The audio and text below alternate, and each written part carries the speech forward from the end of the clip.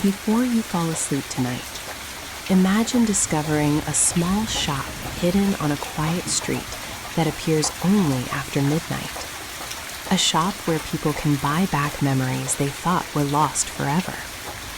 The sound of a mother's voice, a forgotten first love, a final goodbye that never happened. Now imagine walking into that shop, only to discover that the owner has been saving one memory for you. A memory someone erased from your life decades ago. A memory that could change everything you believe about yourself. And tonight, the shop has finally decided you're ready to see it. Before you fall asleep tonight, imagine walking down a street you've known your entire life, only to discover a shop you've never seen before. A shop that should not exist. A shop with no address, no history, no sign of ownership. A shop that appears only after midnight. And inside, thousands of memories waiting to be found. The rain had stopped less than an hour ago. The streets of Ashwood glistened beneath the soft glow of old street lamps. Puddles reflected golden circles of light. A cool breeze drifted through the empty sidewalks. And somewhere far away, a train whistle echoed through the darkness. Ethan Walker pulled his coat tighter around himself. At 34 years old, he had spent most of his life in Ashwood. It was the kind of town people forgot. A place where time moved slowly, where the same families lived in the same houses for generations, where every street seemed to hold a story. Tonight had been difficult. His apartment felt emptier than usual, the silence heavier, the memories louder, especially the memory of his mother. She had been gone for 8 years, yet some nights it felt as if she had left only yesterday. Have you ever missed someone so much that you started forgetting the sound of their voice? Not the words, just the sound. The way they laughed, the way they said your name. The small details that slowly fade no matter how desperately you try to hold on. Ethan feared that more than anything. For years he had carried an old photograph of his mother inside his wallet. The corners were worn, the colors faded, but it remained one of his most treasured possessions. Tonight, after hours of restless thoughts, he decided to walk. Sometimes movement helped. Sometimes the night felt less lonely when shared with empty streets. He turned onto Hawthorne Lane, a narrow road lined with old brick buildings. Most storefronts had long since closed. The bakery, the antique shop, the tailor. Dark windows, locked doors.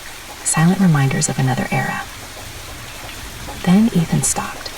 Something was different. At first he couldn't understand why. Then he saw it. A shop, nestled between the antique store and an abandoned bookstore. A shop he had never seen before. His brow furrowed. That was impossible. He walked this street almost every week. The space between those buildings had been empty for years. Yet now a storefront stood there. Its windows glowed softly. Warm amber light spilled onto the sidewalk. Above the door hung a sign. The Last Memory Shop. The words were painted in elegant gold lettering. Ethan stared, certain he was mistaken, certain the building had always been there, yet the feeling persisted. Something wasn't right. A strange chill moved through him. Not fear. Something else. Recognition. As though he had dreamed of this place long ago and forgotten. The shop looked old, very old. Dark wood framing, vintage glass windows, brass handles polished to a mere shine. Behind the glass sat countless shelves, rows upon rows of glass jars, each glowing faintly from within. Silver, blue, gold, amber. Thousands of tiny lights, like stars trapped in glass. Ethan stepped closer and noticed something strange. Each jar seemed to contain moving images, tiny scenes, tiny moments. A child running through snow, a birthday celebration, a woman laughing beneath autumn leaves, a soldier embracing his family. The images lasted only seconds before fading, then repeating. His heartbeat quickened. What is this place? The street remained silent. The wind stirred gently. The shop door creaked open, by itself. A small brass bell chimed, softly, invitingly, and from somewhere deep inside the store, a voice spoke, calm, warm, almost familiar.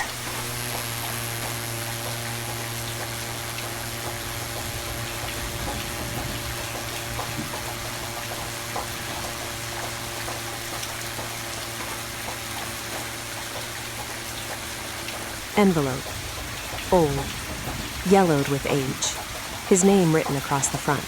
In handwriting he instantly recognized. His mother's. And in the upper corner, a date. Tomorrow's date. The envelope trembled slightly in Ethan's hands. Not because of the wind, not because of the cold, but because every part of him knew what he was looking at. The handwriting, the curve of the letters, the way the E in his name leaned slightly to the right. His mother had always written that way. For a moment the street disappeared. The rain-soaked pavement, the glowing shop windows, the distant sound of traffic. All of it faded beneath a sudden wave of memory. He was 8 years old again, sitting at the kitchen table, watching his mother write birthday cards, thank you notes, shopping lists, little reminders she taped to the refrigerator. He could almost hear her voice. Almost. Yet memory is a strange thing. The harder we try to hold it, the more it slips through our fingers. Have you ever tried to remember the exact sound of someone's laughter, only to realize you've been remembering the feeling of it instead? Ethan stood frozen beneath the amber light. The envelope felt impossible. His mother had died 8 years ago. There was no explanation for this, no rational answer. And yet, the letter remained, real, solid, waiting. The brass bell above the shop door chimed softly again. The warm glow from inside spilled onto the sidewalk.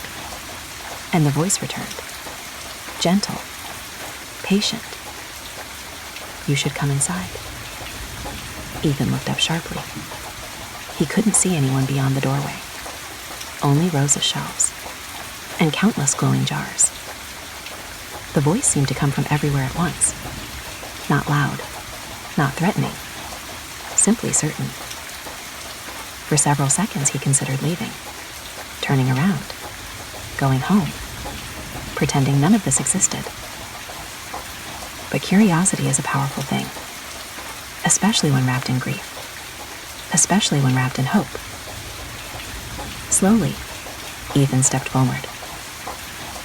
The moment he crossed the threshold, a warmth settled over him.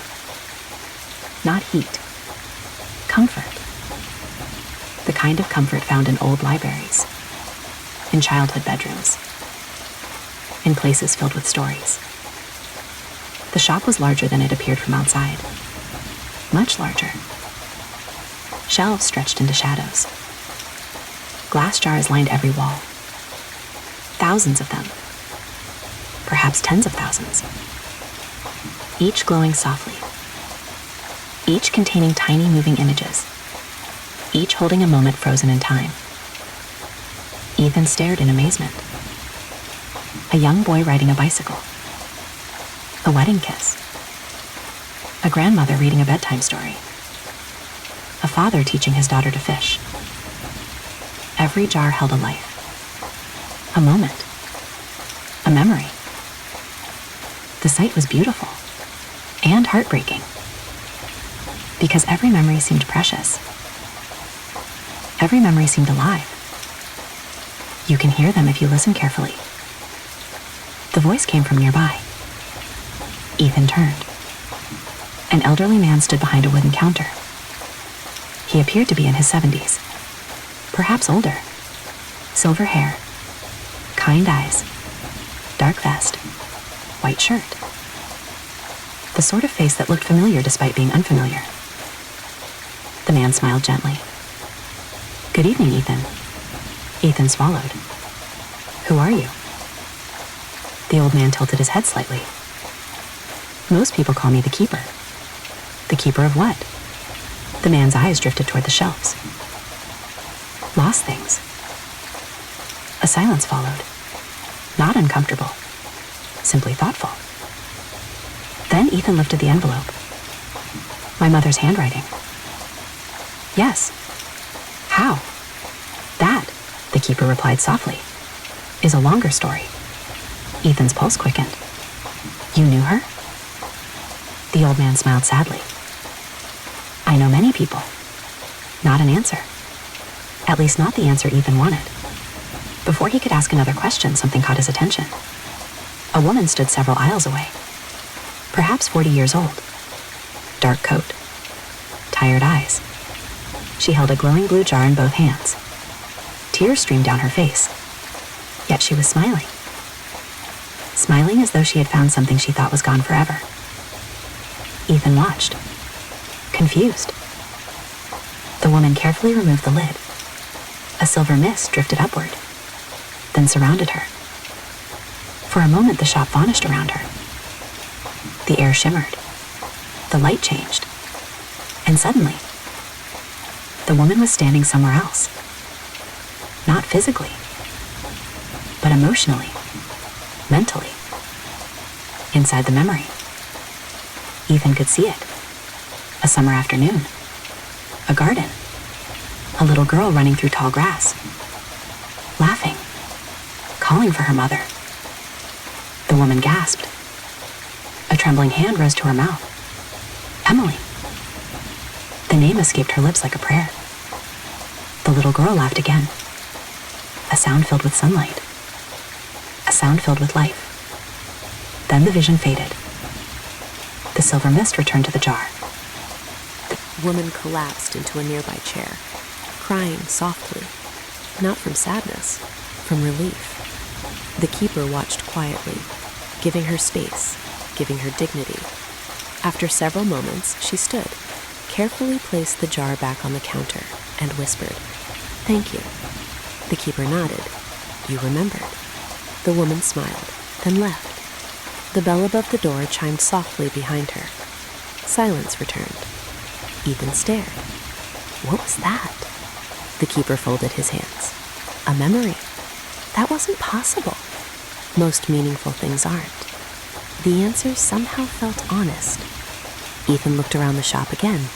The glowing shelves, the jars, the impossible moments trapped inside glass. What is this place? The keeper considered the question, then answered, "This is where forgotten memories come when people lose them." Ethan blinked.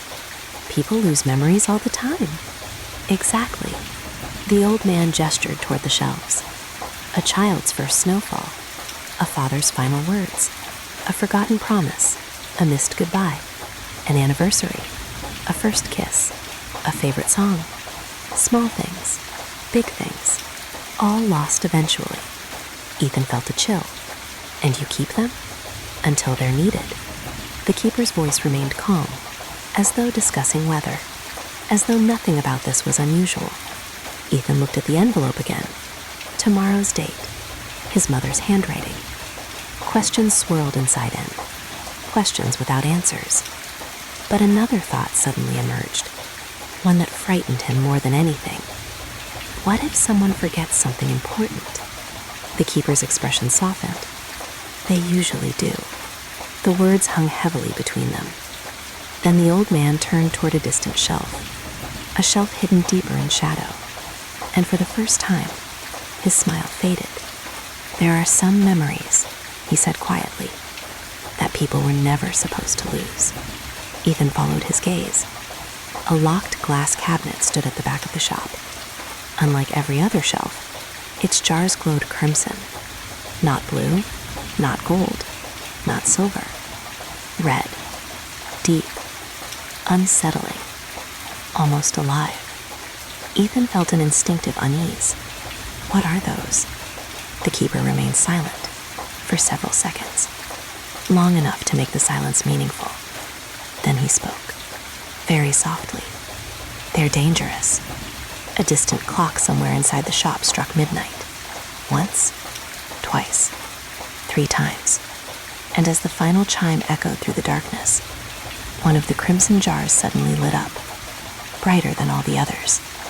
Inside it, a moving image appeared. A young boy standing beside a lake, holding the hand of a little girl. The boy turned, looked directly outward, looked directly at Ethan, and whispered a single word. Ethan. The jar cracked, a thin silver fracture spreading across its surface. And somewhere deep within the shop, a locked door slowly began to open. The crack spread slowly across the crimson jar. Not quickly, not violently, just enough to make Ethan's stomach tighten. The tiny silver line crawled across the glass like a frozen bolt of lightning. Inside, the image of the young boy remained motionless, watching, waiting. The little girl beside him held his hand tightly. Neither child looked frightened. If anything, they looked as though they had been waiting for this moment for a very long time. Ethan took an involuntary step backward. His pulse hammered in his ears. The keeper remained perfectly calm, almost as if he had expected this, almost as if this was part of something already written. The locked door at the rear of the shop creaked open another inch. Darkness waited beyond it. A darkness unlike ordinary shadows. This darkness felt deeper, older. The kind of darkness found at the bottom of forgotten wells, in sealed attics, between pages of books nobody had opened for decades. Ethan couldn't explain why, but the sight made his chest feel heavy. The keeper slowly walked around the counter. His footsteps made almost no sound. The glow from thousands of memory jars danced across the lenses of his glasses. For a moment, he looked less like an old shopkeeper, and more like a guardian, a man standing between something precious and something dangerous. The door should not be opening, he said quietly. Ethan swallowed. What door is that? The keeper didn't answer immediately. Instead, he stared toward the crimson shelf, toward the cracked jar, toward the image of the two children. Then he sighed. A tired sigh, the kind carried by people who have been responsible for something far longer than they ever intended. Before we talk about the door, he said, you need to understand where you are. The warm atmosphere of the shop seemed to settle around them again. The distant glow, the endless shelves, the tiny moving memories trapped inside glass. Outside, the town of Ashwood no longer existed. At least it felt that way. Inside the shop, time seemed softer, slower, more patient. The keeper gestured toward a nearby aisle. Walk with me. Ethan hesitated, then followed. They moved between towering shelves of glowing jars. Everywhere Ethan looked, memory shimmered. Tiny moments, tiny lives, tiny pieces of people. A boy opening presents on Christmas morning. A grandmother dancing in her kitchen. A soldier returning home. A woman reading a letter beneath a tree. Thousands upon thousands of fragments, each one glowing gently in the darkness, each one waiting. The sight felt beautiful and somehow heartbreaking. The keeper stopped beside a shelf glowing with warm golden light. Tell me something, Ethan. What? What's your oldest memory? The question caught him off guard. He frowned, thinking. Finally, he answered. I think fishing with my father. The keeper nodded. And are you sure it's your oldest memory? Ethan paused. The certainty faded. The more he thought about it, the less certain he became. Perhaps there had been something before that. A birthday. A conversation. A dream. Something forgotten. Something lost. The keeper smiled knowingly. Memory is fragile. His fingers brushed one of the glowing jars. The human mind believes it records life perfectly. It doesn't. The jar illuminated his face softly. Every day, people lose pieces of themselves. Ethan looked around. And they end up here? Some do. The keeper's eyes drifted across the shelves. Most vanish forever. The answer carried sadness, not dramatic sadness. Quiet sadness. The sadness of inevitability. The sadness of watching beautiful things disappear. They continued walking. Farther into the shop. Farther than Ethan realized the building could possibly extend. The shelves seemed endless, like a library built from memory itself. And then they reached a circular room. Ethan stopped. The room was unlike anything else he'd seen. The shelves formed a perfect ring around a large wooden table. Above it hung a chandelier filled not with candles, but floating lights, tiny glowing memories suspended in glass spheres, slowly rotating overhead. like stars, like constellations. The keeper pulled out a chair. Sit. Ethan did. The old man sat opposite him. For several moments, neither spoke. The silence felt deliberate, as if the shop itself were listening. Finally, the keeper folded his hands. There are rules.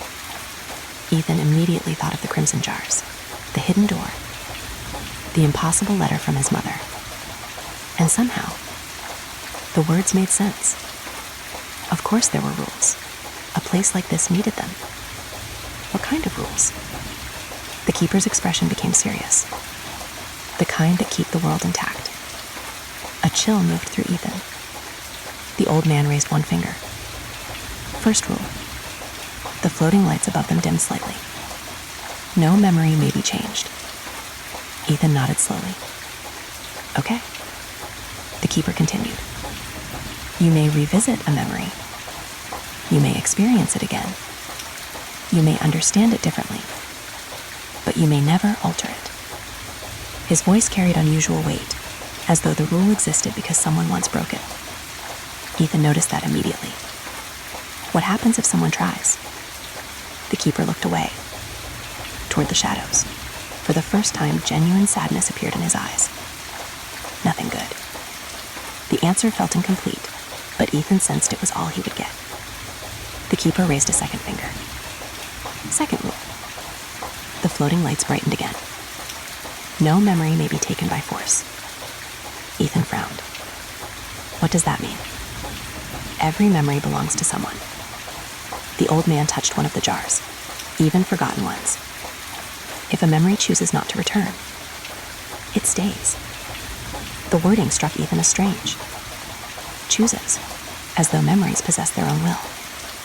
Before he could question it, the keeper raised a third finger. Third rule. His voice lowered, almost becoming a whisper. There are memories that should remain forgotten. The room suddenly felt colder. Ethan immediately thought of the crimson shell, the cracked jar, the hidden door. The keeper noticed. Yes. His expression darkened slightly. Those memories.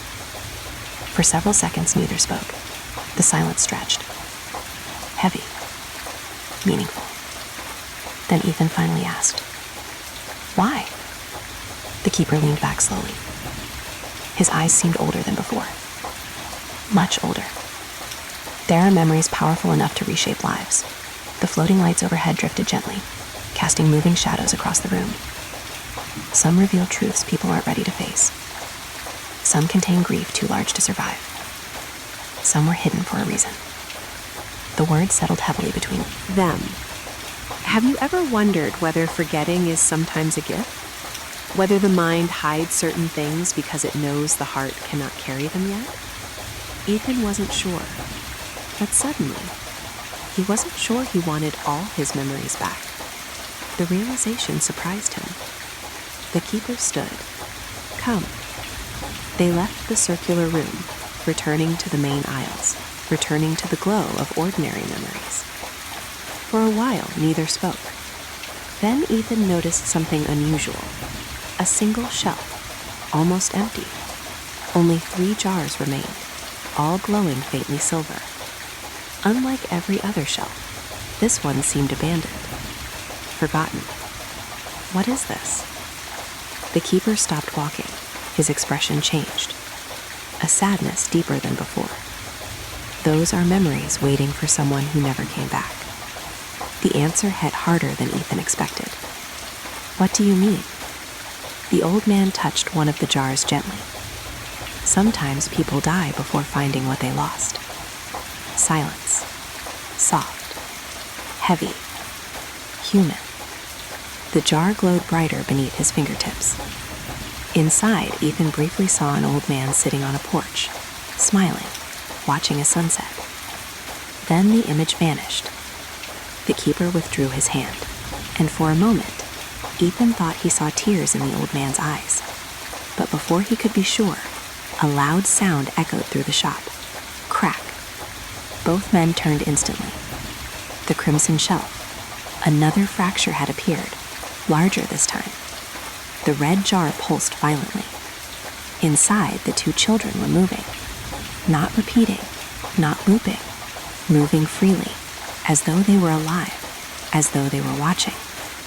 The little girl slowly raised her hand, pointing directly toward Ethan. Then she spoke. Her voice echoed throughout the entire shop. Soft, clear, impossible. Help us. Every light in the store suddenly went dark, and somewhere beyond the hidden door, a child began crying. The crying continued, soft at first, barely louder than the wind, a distant sound drifting through darkness. Then it grew clearer, closer, more real. Every glowing jar inside the shop had gone dark. The warm amber atmosphere vanished. The endless shelves disappeared into shadow. For the first time since entering the last memory shop, Ethan felt something resembling fear. Not panic, not danger. Something older. A feeling that whispered, "You are standing near something that was never meant to wake up." The little girl's voice still echoed faintly through the silence. "Help us." Then nothing. Only darkness. Only the crying. The keeper moved immediately. His calm expression remained unchanged, but his pace quickened. That alone frightened Ethan, because until now, nothing seemed capable of unsettling the old man. The keeper reached into his coat pocket and removed a small silver key, unlike anything Ethan had ever seen. The metal shimmered softly, almost as though moonlight lived inside it. "What is happening?" Ethan whispered. The keeper didn't answer immediately. Instead, he inserted the key into a tiny lock hidden beneath the counter. A click echoed, then another, then dozens, all throughout the shop. One by one, the memory jars began glowing again. Silver, gold, blue, amber, thousands of lights returning. The darkness retreated. The crying stopped. Just like that, as if it had never existed. Silence filled the room. Ethan exhaled, only then realizing he'd been holding his breath. The keeper carefully returned the silver key to his pocket. For a moment, neither spoke. Then Ethan pointed toward the crimson shell. What was that? The old man's eyes remained fixed on the jar. The beginning of a problem. Not a comforting answer. The crack in the crimson glass had widened. Tiny silver fractures spread across its surface. Inside, the boy and girl were gone. Only fog remained, moving slowly inside the jar, like a storm trapped behind glass. Ethan swallowed. Who are they? The keeper's jaw tightened. For the first time, genuine hesitation appeared, as though even speaking about them carried consequences. Before he could answer, the brass bell above the shop door rang. A customer had arrived. Both men turned. A woman stood inside the doorway, perhaps in her late 50s. Long gray coat, dark gloves, silver hair touched by rain. Yet something about her immediately stood out. Not because of how she looked, because of how tired she seemed. Not physically, emotionally, as though she had spent years carrying something invisible. The keeper's expression softened. "Good evening, Margaret." The woman nodded. "You knew I'd come." "I did." Her eyes moved briefly toward Ethan, then returned to the keeper. "I need it." The old man closed his eyes. Just for a second. Almost sadly. Then he nodded. "Follow me." Without explanation, he walked deeper into the shop. Margaret followed. After a moment's hesitation, Ethan did too. They traveled farther than before, past endless shelves, past rooms filled with glowing memories, past sections Ethan hadn't noticed earlier, until finally they arrived at a small circular chamber. Unlike the others, this room contained only one shelf and one jar, a single glowing blue memory. The woman stopped. Her breathing became uneven. Ethan could feel the tension, the anticipation, the fear. The keeper carefully lifted the jar from the shelf, holding it as one might hold something sacred, something fragile. He looked at Margaret. "You understand the risks?" She nodded. "Yes. Once remembered, it cannot be forgotten again." Her voice trembled. "I know." The keeper stared at her for a long moment, then handed her the jar. Margaret's hand shook. For several seconds she simply held it, staring, as though preparing herself. Then she removed the lid. Silver mist escaped, filling the room. The air shimmered, the walls faded, and suddenly, the memory appeared. A small house, summer sunlight, a little girl sitting on a porch swing, laughing, perhaps 7 years old. The image felt warm, comforting, ordinary. Yet, the moment Margaret saw her, she collapsed to her knees. A broken sound escaped her throat. Not a sob, something deeper, something that had waited years to emerge. The little girl smiled, running toward someone unseen, toward her mother, toward Margaret. "Mom!" The word echoed through the memory. Margaret began crying openly, tears streaming down her face. My God. The vision continued, the child laughing, playing, living. Then the scene shifted. The colors darkened, clouds gathered. The little girl walked toward a road, toward an intersection, toward... Margaret screamed. The memory shattered instantly. Silver mist rushed back into the jar. The room returned. Silence. Heavy. Painful.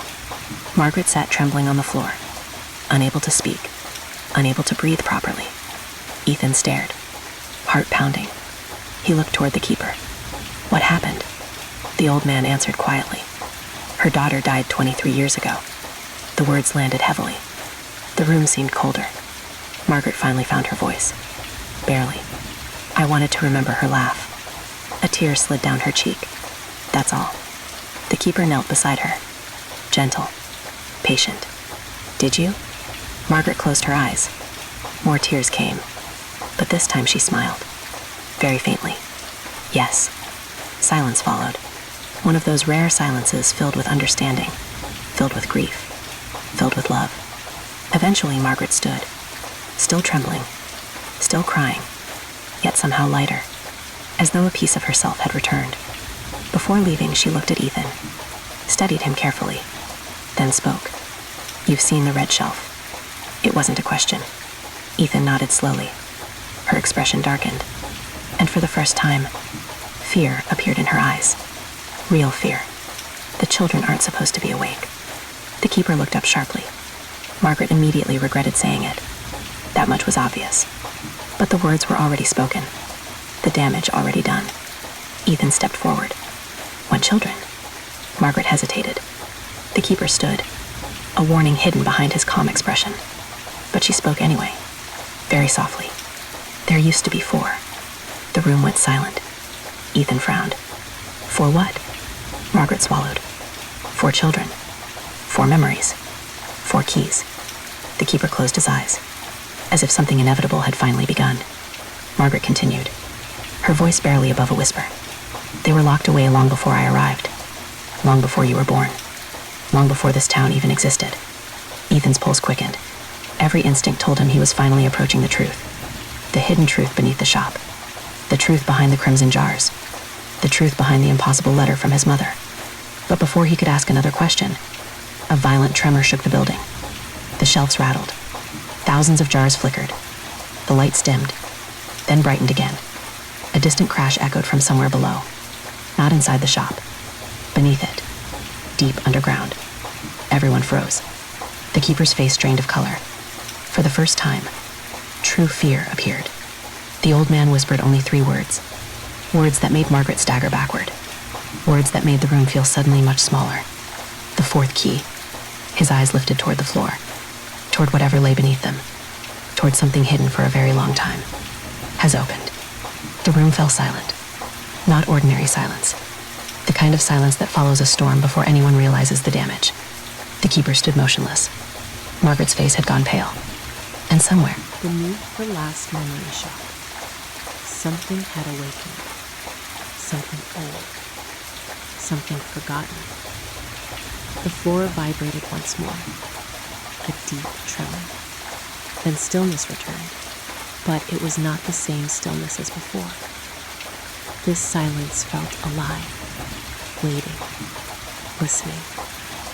Ethan looked from Margaret to the keeper. Neither spoke, neither moved. Finally, he broke the silence. What is the fourth key? The keeper's eyes remained fixed on the floorboards. For several seconds he said nothing. Then he exhaled slowly, a weary breath. The breath of a man carrying a burden far older than himself. Something I hoped would never be found. The answer only created more questions. Margaret looked toward Ethan. Her expression softened, not with pity, with concern, as though she suddenly understood something about him that he didn't yet know himself. That frightened him more than the tremor, because all night long people seemed to know things about him that he didn't. The letter, the children, the crimson shelf, the hidden door. None of it felt random anymore. All of it felt connected somehow to him. Have you ever had the feeling that a story you've just discovered somehow began long before you arrived? That everyone else already knows the ending except you? Ethan was beginning to feel exactly that. The keeper finally straightened. We should continue this somewhere else. His voice was calm again, but Ethan noticed the difference. The calmness was now deliberate, controlled, like a man holding a door closed against something on the other side. Without another word, the keeper left the room. Margaret followed. Ethan hesitated only briefly before doing the same. The shop felt different now. The warm comfort remained, but beneath it lurked tension. The glowing jars seemed brighter, more alert. The aisles narrower, the shadows deeper, as if the shop itself knew something had changed. They walked through endless shelves until they reached a small wooden door Ethan had never noticed before. The keeper opened it. Beyond lay a narrow staircase leading upward. Not downward. Up. Ethan frowned. The shop already seemed impossibly large. How could there be another level? The keeper gestured. Come. They climbed. The staircase spiraled gently. Each step creaked softly. The higher they went, the quieter the shop became, until eventually, the sounds disappeared completely. At the top waited another room. Small, circular, filled with windows. Moonlight poured through the glass. Silver light bathed everything. And beyond the windows, Ethan gasped. The ocean. A vast moonlit ocean stretched in every direction, waves rolling gently beneath a star-filled sky. He turned sharply. The shop isn't near the ocean. The keeper smiled faintly. Not always.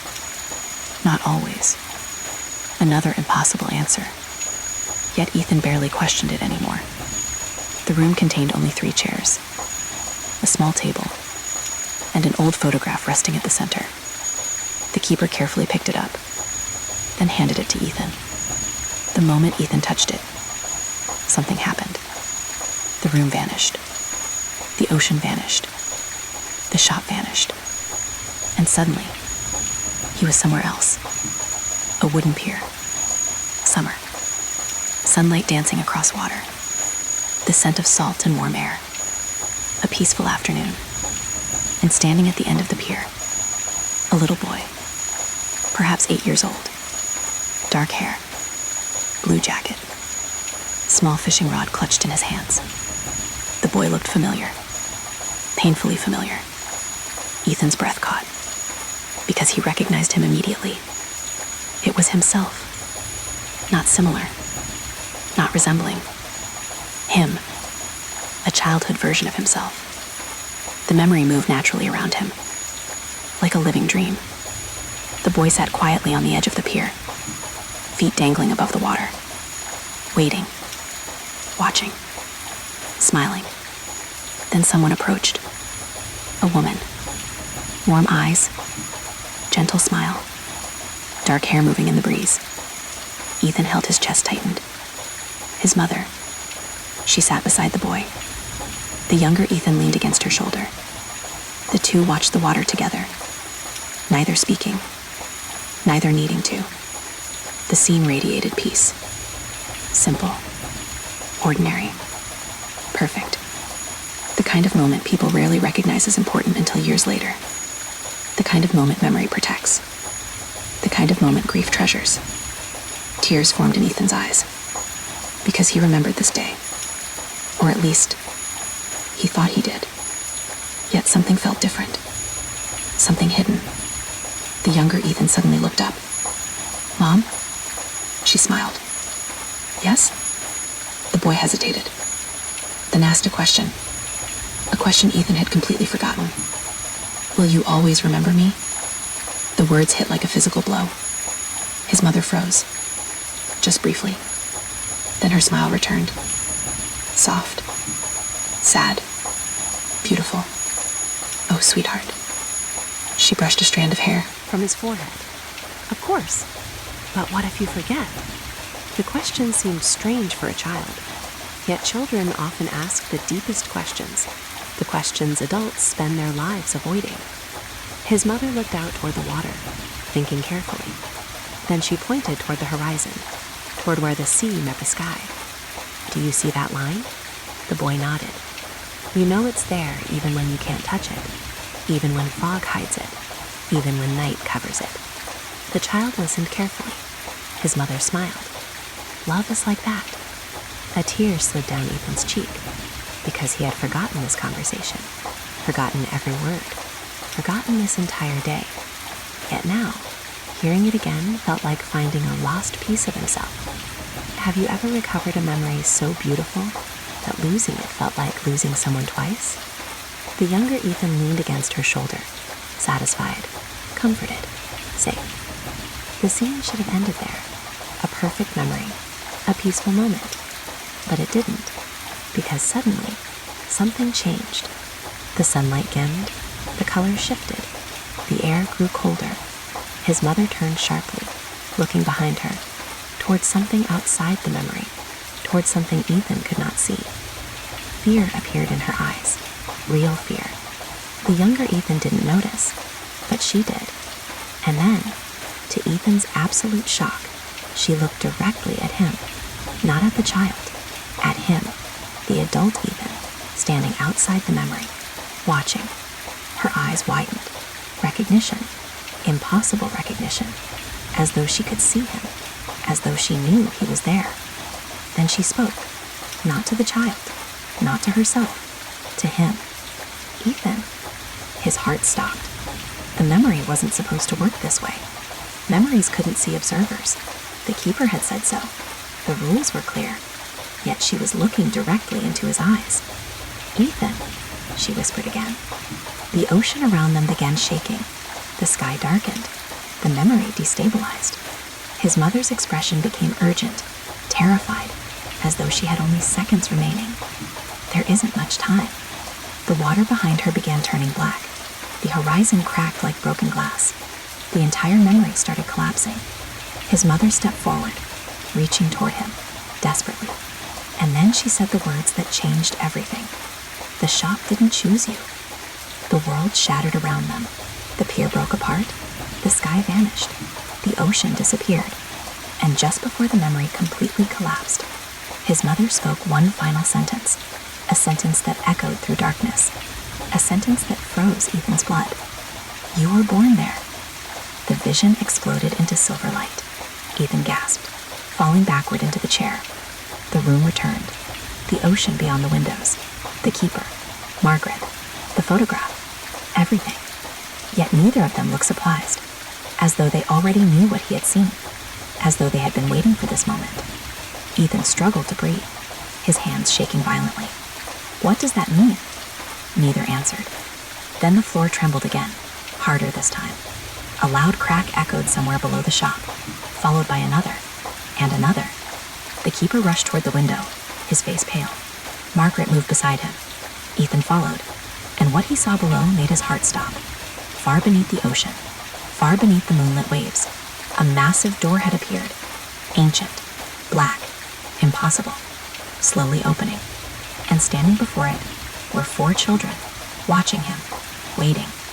The 4 children stood before the enormous black door, far beneath the surface of the moonlit sea, far beneath anything that should have existed. They did not move, they did not speak. Yet Ethan felt their attention, their eyes fixed on him, waiting. The ocean outside the circular room seemed impossibly still now. Even the waves had stopped moving. The stars reflected across the water like scattered silver glass. And beneath it all, the ancient door continued opening, slowly, patiently, as though it had all the time in the world. Ethan stepped closer to the window, his pulse hammering. Who are they? No one answered immediately. The keeper's expression had become unreadable. Margaret folded her arms tightly, trying unsuccessfully to hide her unease. The silence itself felt like an answer, because sometimes the things people refuse to say reveal more than the things they do. Finally, the keeper spoke. The children were never supposed to be seen. Ethan turned sharply. What does that mean? The old man stared toward the ocean. They are older than this shop. The words hung in the air. Older than the shop? That seemed impossible. Everything about Last memory shop felt ancient, timeless, like it had existed forever. Yet apparently something had come before it. Something connected to those children. Something connected to Ethan. The realization tightened in his chest, because every answer somehow led back to him, back to his mother, back to that impossible memory on the pier, back to the words she had spoken. You were born there. The sentence echoed endlessly inside his mind. Born where? Born when? Born into what? The keeper finally stepped away from the window. Come. His voice was quieter than before. He sounded tired. Not physically, emotionally, like someone approaching a truth they had hoped to avoid. Without another word, he left the room. Margaret followed. Ethan hesitated briefly, then joined them. The staircase spiraled downward once again, back into the endless glow of the shop, back among the shelves, back among the thousands of lost memories waiting in glass. Yet the atmosphere had changed. Every jar seemed brighter, more awake. The memories inside appeared more active. People laughing, running, crying, living. Tiny fragments of existence flickering behind glass walls, as though the entire shop had become restless. The keeper moved quickly now, purposefully, past sections Ethan had never seen, past aisles labeled in faded brass lettering. Childhood, promises, farewells, first loves, last conversations, dreams never remembered. The names alone made Ethan pause, because each shelf represented pieces of people, pieces of lives, pieces of stories. How much of ourselves do we leave behind without realizing it? How many precious moments vanish simply because time keeps moving? The thought lingered, heavy, bittersweet. Eventually, they reached a narrow corridor hidden between two towering shelves. The passage looked older than the rest of the shop. Dust covered the floor. Cobwebs stretched across corners. The air felt still, untouched, as though nobody had entered in years. At the very end stood a single shelf, empty, completely empty. No jars, no labels, nothing. Just polished wood, waiting. The keeper stopped. Ethan stared. What's this? The old man's eyes softened. A sadness appeared there, the kind sadness carries when attached to old wounds.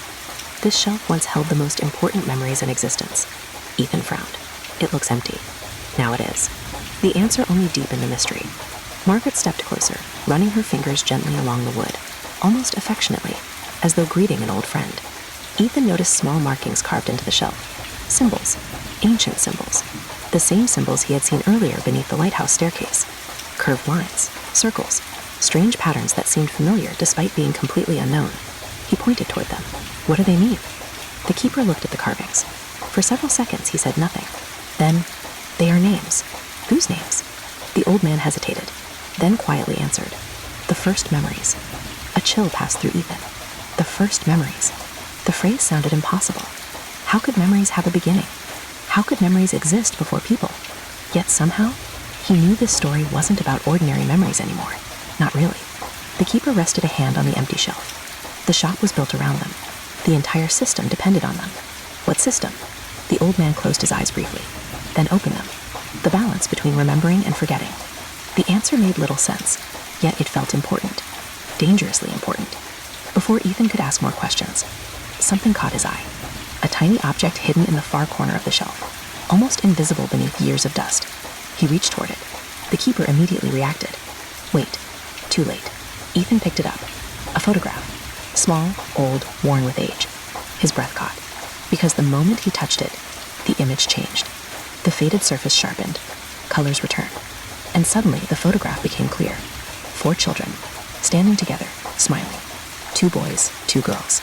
The same children from beneath the ocean. The same children from the crimson jar. Except now Ethan could see their faces clearly, and one of them looked exactly like him. Not similar, not resembling. Exactly. The photograph slipped from his fingers, landing softly on the floor. Silence. Heavy silence. The keeper didn't look surprised. Margaret didn't look surprised. Only sad. Very sad. Ethan's voice barely emerged. That's me. Neither denied it, neither corrected him. And somehow that felt worse.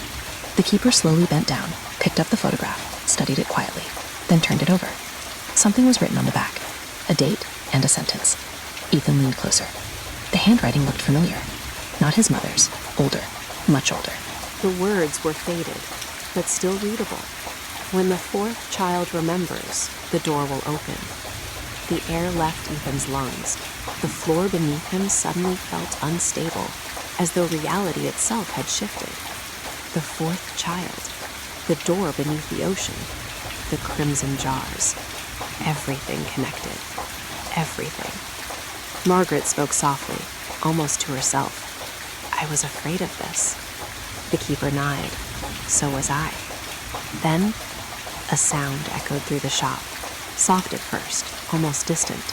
A melody, a child humming. The same melody repeated again and again.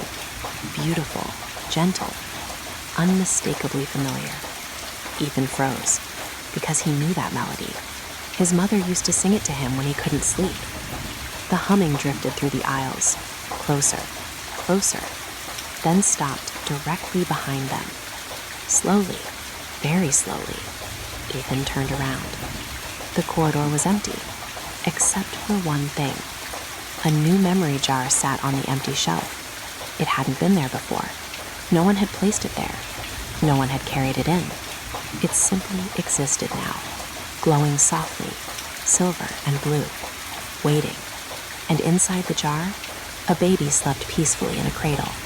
Around the cradle stood the same 4 children, watching, protecting, guarding. The baby slowly opened its eyes, looked directly at Ethan, and smiled.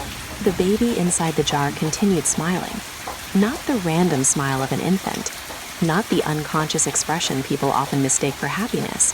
This felt different, intentional, knowing. The tiny child gazed directly at Ethan, as though recognizing him, as though remembering him. The 4 children surrounding the cradle remained perfectly still. Guardians, watchers, silent protectors. The soft blue-silver glow from the jar illuminated the empty shelf, illuminated the ancient symbols carved into the wood, illuminated the expressions on the keeper's and Margaret's faces. Neither looked surprised, only resigned, as if something long expected had finally arrived. The humming returned, soft, gentle, the same lullaby Ethan's mother had sung throughout his childhood. The melody drifted through the corridor like mist, a memory carried on invisible wind. Ethan stared at the jar, unable to look away, because every instinct inside him whispered the same impossible thought. That's me. Not the adult version. Not the boy from the pier. The baby. The child sleeping inside the cradle. A forgotten beginning. A forgotten memory. The keeper finally stepped forward, his voice barely above a whisper. It has returned. Margaret folded her arms tightly. The shelf chose him. The old man nodded. It always would. Ethan looked sharply between them. What are you talking about? Neither answered immediately. The silence stretched, heavy, thoughtful. Then the keeper carefully lifted the jar. Unlike the crimson memories, unlike the dangerous shelf, he handled this one with reverence, as though touching something sacred, something irreplaceable. The glow intensified, silver light spilling across the corridor walls. The symbols carved into the shelf suddenly shimmered. For a brief moment, Ethan thought they were moving, rearranging, changing. Then the light faded again. The keeper looked directly into Ethan's eyes. The memory belongs to you. Ethan's heart pounded. Then show me. Margaret inhaled sharply. The keeper hesitated. For the first time all night, genuine uncertainty appeared in his face. Not fear, responsibility. the burden of deciding whether someone was ready for the truth. Have you ever wanted an answer so badly, only to wonder if hearing it might change everything? Ethan didn't care anymore. The questions had become too large, too important. His entire life suddenly felt incomplete, like a book missing its first chapter. The keeper seemed to recognize that. Slowly, he handed over the jar. The glass felt warm, almost alive. The moment Ethan touched it, the shop disappeared, the corridor disappeared, the world disappeared, and another memory began.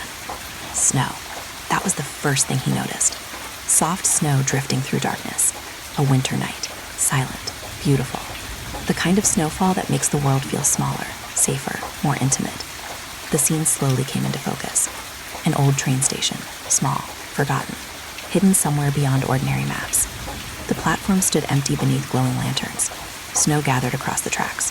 The station sign had no name, only a symbol. The same symbol carved into the shelf. The same symbol hidden throughout the shop. Ethan looked around, confused. Then he saw them. The 4 children, standing together near the edge of the platform, waiting, watching the tracks. Their faces calm, patient, as though expecting someone. A distant whistle echoed through the night, long, mournful, ancient. The children smiled, and from the darkness emerged A train. Unlike any train Ethan had ever seen. Its metal reflected silver moonlight. Its windows glowed softly. Its engine moved without sound, almost floating above the rails. The sight filled him with awe, and something else, recognition. The train felt familiar, like a dream remembered from childhood, like a story forgotten years ago. The doors opened. A woman stepped onto the platform, young, beautiful, wrapped in a long winter coat. And the moment Ethan saw her, his breath caught. His mother, not older, not sick, not weakened by time. Young, healthy, radiant. She carried something in her arms, a baby. The 4 children approached immediately, not speaking, simply surrounding her, protecting her, guiding her. The scene felt important, historic, like witnessing the beginning of a story, the beginning of his story. His mother looked down at the baby, smiling softly, tears shining in her eyes. Then she whispered, "I promise." The words barely carried through the snowfall, yet Ethan heard them clearly. The train station faded slightly, as if the memory itself wanted him to focus, to listen. His mother kissed the baby's forehead. "I promise you'll never be alone." A tear slid down Ethan's cheek, because somehow he knew she was speaking to him. The 4 children formed a circle around the baby, their expressions suddenly serious, protective, ancient. One of the girls stepped forward, the oldest among them. Her silver eyes reflected the snowfall. She touched the baby's forehead gently, and a symbol appeared. The same symbol from the shelf, the same symbol from the station sign, glowing faintly, then disappearing. The air around the platform changed. The snowfall slowed. The world seemed to hold its breath. And then, a voice echoed from somewhere beyond the memory, a voice Ethan had never heard before, deep, ancient, powerful. The promise has been accepted. The 4 children lowered their heads, respectfully, almost fearfully. His mother's smile faded. Concern appeared. She looked toward the darkness beyond the station, toward whatever had spoken. Then she tightened her hold on the baby. "You said he would be safe." The voice answered, "He will. You promised." A long silence followed. Then, "Nothing remains safe forever." The words sent a chill through the memory, through Ethan, through everything. The snowfall resumed. The train whistle sounded again. And suddenly, the memory began breaking apart. Not naturally, not gradually, violently. The image fractured, the platform cracked, the lantern shattered into silver light. His mother's eyes widened. She looked directly at Ethan, exactly as she had on the pier, exactly as though she could see him, as though she had always been able to see him. "Ethan," her voice trembled, urgent, desperate. "You have to remember the promise." The world continued collapsing. The train dissolved, the children faded, everything breaking apart. His mother reached toward him, struggling against the disintegrating memory. "Find the diary." The sentence echoed, louder, stronger. The memory shattered completely. Ethan gasped. The corridor returned, the empty shelf, the glowing jar, the keeper, Margaret, everything. For several seconds he couldn't breathe. His hands shook violently. "Diary." The keeper's expression changed immediately. Margaret looked equally alarmed. Neither had expected those words. That much was obvious. Ethan stood. "What diary?"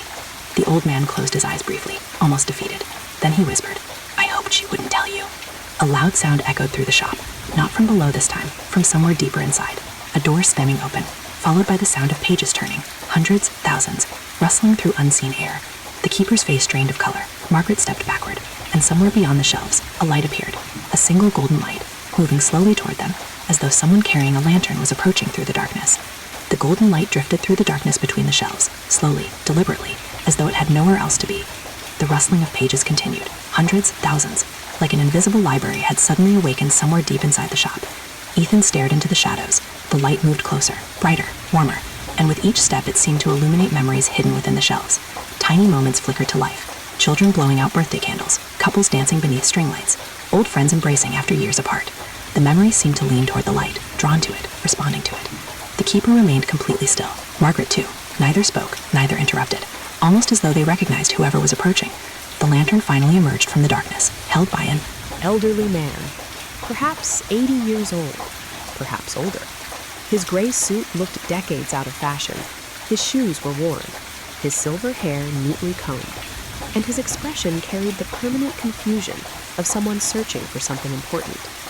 The man stopped several feet away, looked around, then frowned. "Oh dear." His voice was soft, friendly, lost. "I seem to have misplaced Tuesday again."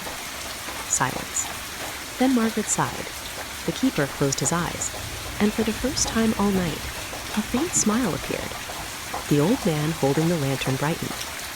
"Ah, there you are." He pointed directly at the keeper. "I knew someone would know where it went." Ethan blinked. "What?" The stranger adjusted his glasses, then turned toward Ethan. "Oh, you're new." The keeper rubbed his forehead. "Mr. Holloway." The elderly visitor nodded happily. "That's me." Then his smile faded. "I've lost Tuesday. Again." The way he said it made the statement sound completely normal, as though losing an entire day happened every week.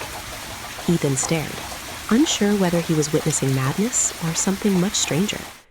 The keeper gestured toward a nearby chair. "Please sit."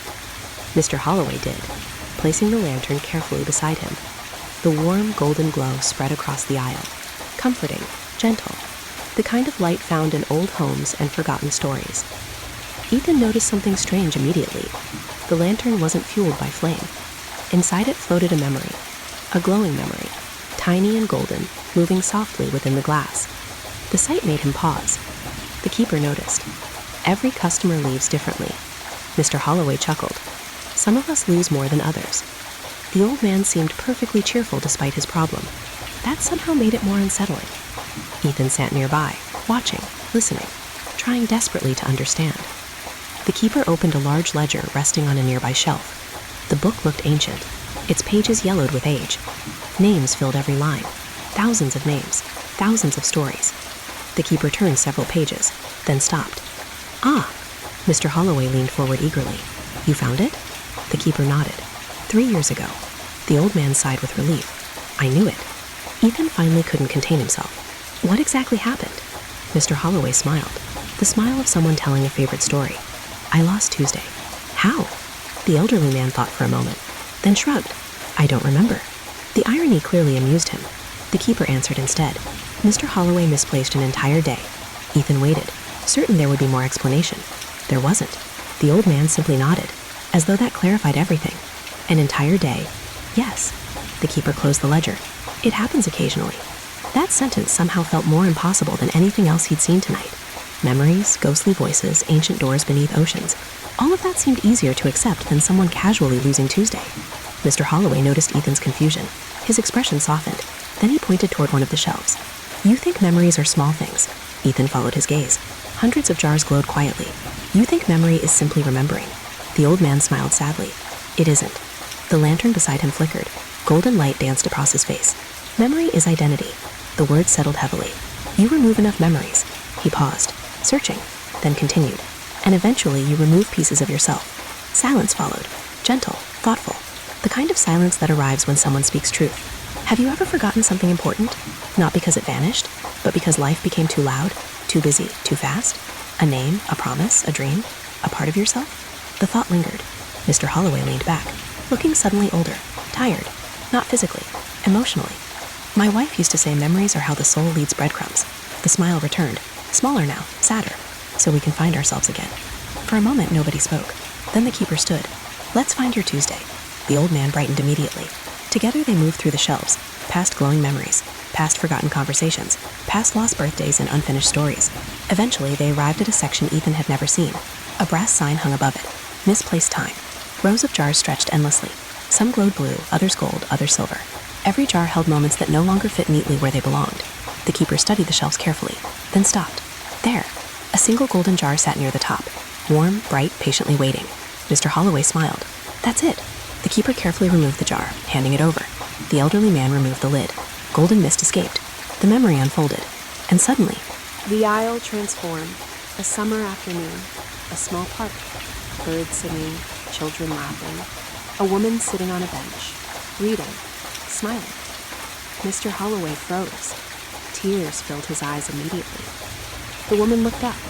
The smile widened, and Ethan realized why. She was beautiful, kind, familiar. The kind of face people spend lifetimes missing. My Clara, the old man's voice cracked. The memory continued.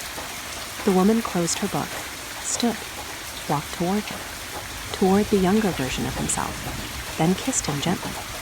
A simple moment, tiny, ordinary, yet somehow powerful enough to stop time. Ethan felt tears sting his own eyes, because suddenly he understood. The lost Tuesday wasn't about a day. It was about this moment, this memory, this person, this love.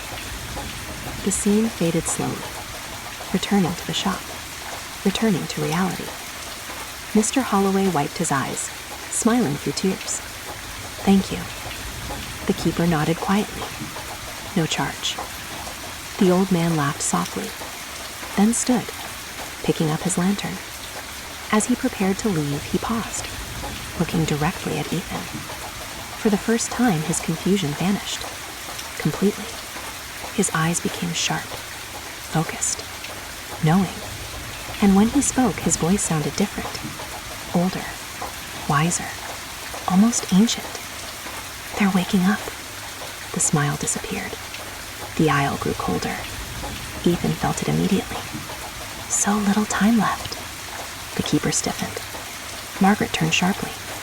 Mr. Holloway looked toward the shadows, toward the deepest part of the shop, toward somewhere Ethan could not see. Then he whispered, "The diary has been found."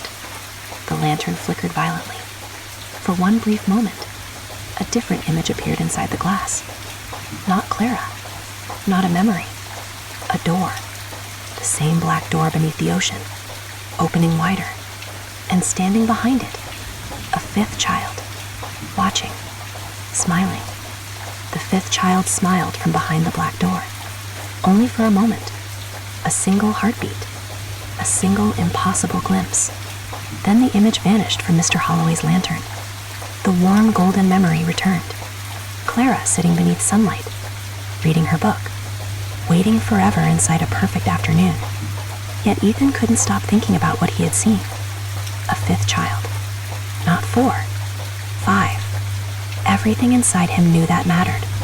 The 4 children had appeared repeatedly. In the crimson jar, at the train station, beneath the ocean, inside forgotten memories. Always 4, never 5.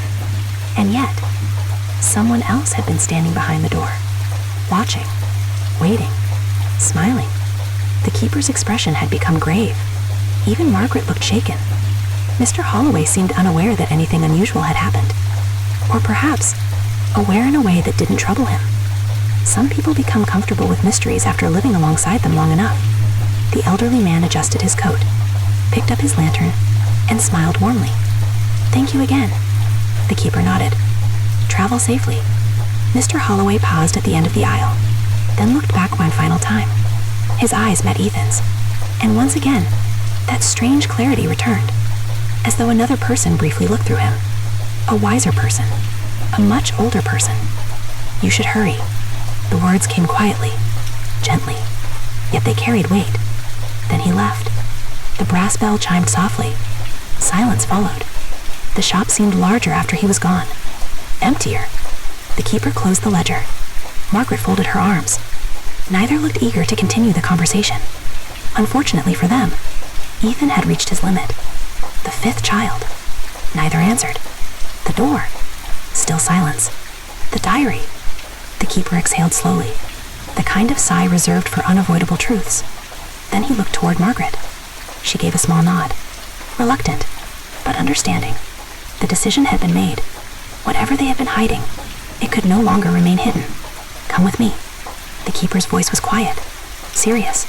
He turned immediately, walking deeper into the shop, past shelves Ethan had never noticed, past sections without labels, past rows of memories glowing in strange colors. White, violet, silver black, colors that somehow felt older than ordinary light. The further they traveled, the quieter everything became. Eventually, even the memory jars disappeared. No laughter, no conversations, no moving images, only darkness, only shelves, only silence. At last they arrived at a wall, or at least, what appeared to be a wall. The keeper reached toward a section of wood paneling, pressed gently. A hidden mechanism clicked. Slowly, the wall opened, revealing a concealed room. Margaret looked away, almost guiltily. The keeper stood motionless, staring into the darkness beyond, as though visiting somewhere he'd hoped never to see again. Ethan stepped closer. The room was small, circular, dust-covered. Everything. The air smelled ancient, forgotten, waiting. At the center stood a cabinet, a single cabinet, black wood, silver lock, covered in the same symbols Ethan had seen throughout the shop.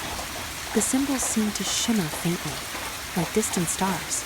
The sight made his pulse quicken. The keeper spoke softly. This is the locked cabinet. Not exactly a creative name, yet somehow the simplicity made it feel more ominous. What is inside? The old man didn't answer immediately. Instead, he approached the cabinet slowly, carefully, almost respectfully. Then, the memories that were never meant to return. The words settled heavily. The room felt colder, smaller, older. Ethan stared at the lock. The silver metal reflected faint blue light. For reasons he couldn't explain, the cabinet felt familiar. Not visually, emotionally. Like encountering a place from a dream. A place visited long ago and forgotten upon waking. Margaret stepped beside him, her voice barely above a whisper. Most memories disappear because time takes them. She looked toward the cabinet. These disappeared because someone hid them. A chill ran through Ethan. The implication was obvious. These weren't lost memories. They were buried memories, removed intentionally. The keeper placed his hand against the cabinet door. His expression softened, almost sadly. Some truths can destroy people. Silence. The old man closed his eyes, then continued. Others can destroy entire worlds. The statement should have sounded ridiculous, yet somehow, inside the last memory shop, it felt completely reasonable, because nothing about this place followed ordinary rules, and increasingly, neither did Ethan. Have you ever felt a truth approaching? Something hidden your entire life? Something waiting just beyond reach? The feeling both terrifies and attracts. You want answers, even when part of you fears them, especially when part of you fears them. The keeper finally removed a small key from inside his vest. Unlike the silver key beneath the counter, this one looked older, much older. Dark metal, strange markings, a key worn smooth by centuries of use. Margaret immediately reacted. You can't. The keeper looked at her, quietly, sadly. I think I have to. The room fell silent. Then, slowly, the key entered the lock. Click. The sound echoed through the chamber, louder than it should have. The symbols covering the cabinet illuminated instantly. Silver light spread across the wood, across the floor, across the walls. Ethan felt his heartbeat accelerate. Something was happening. Something important. The cabinet door opened, and inside were not jars, not shelves, not memories.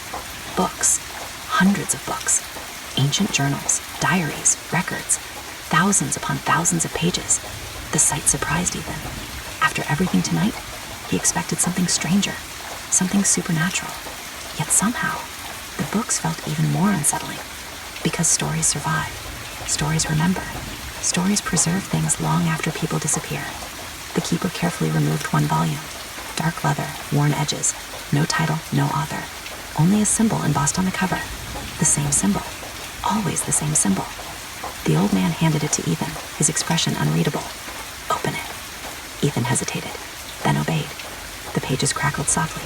Dust drifted into the air. Ancient handwriting filled every page. Neat, precise, beautiful. And immediately recognizable. His breath caught, because he knew this handwriting. Not from childhood, not from letters, not from photographs.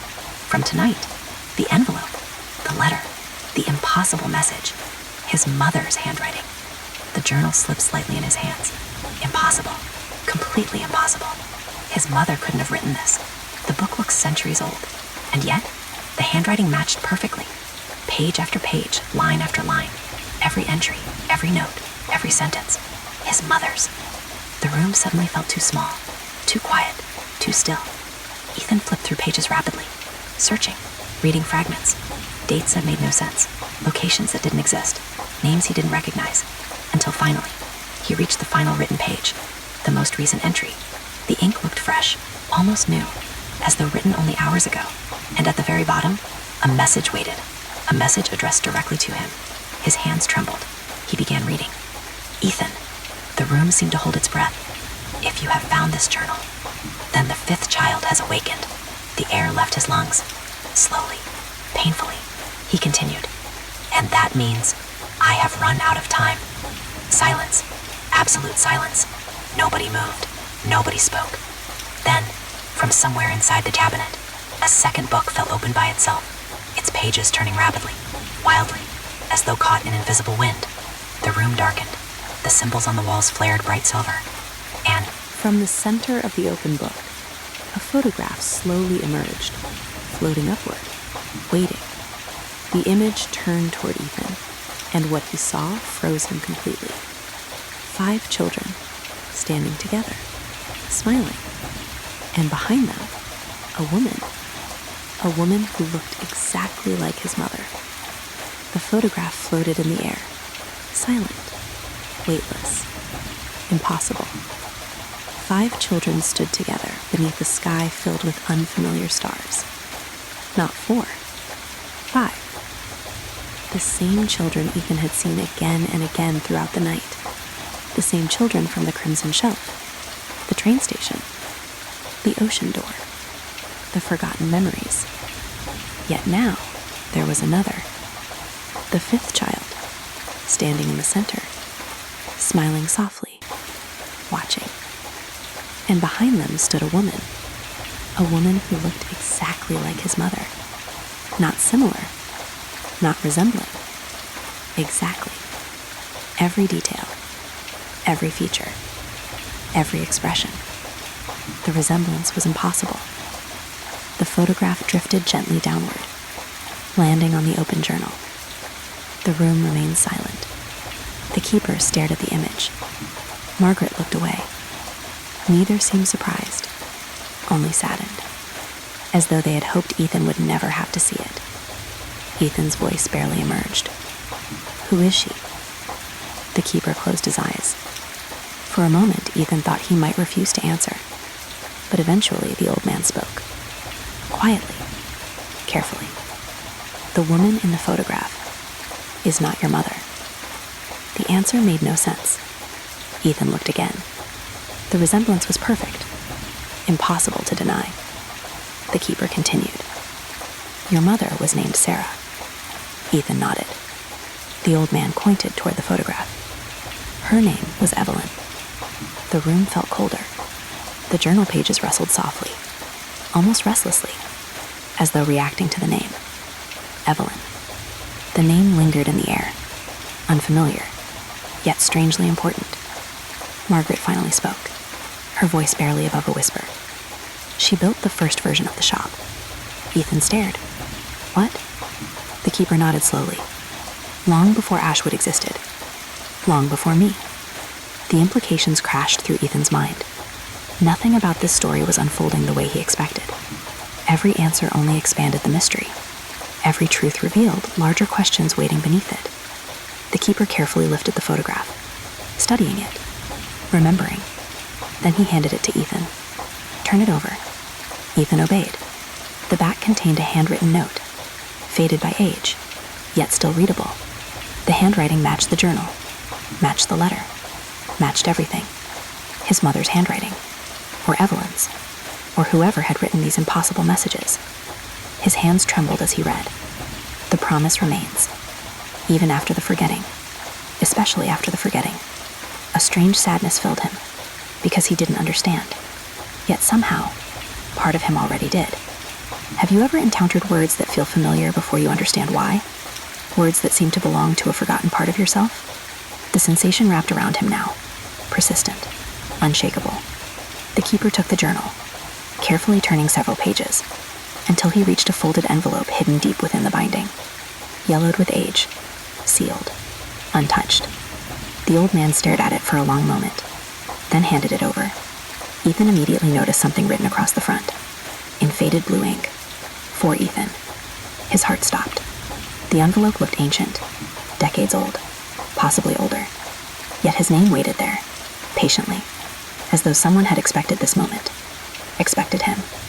Margaret looked uneasy. The keeper looked exhausted. Neither tried to stop him. Slowly, Ethan broke the seal, removed the letter, and began reading.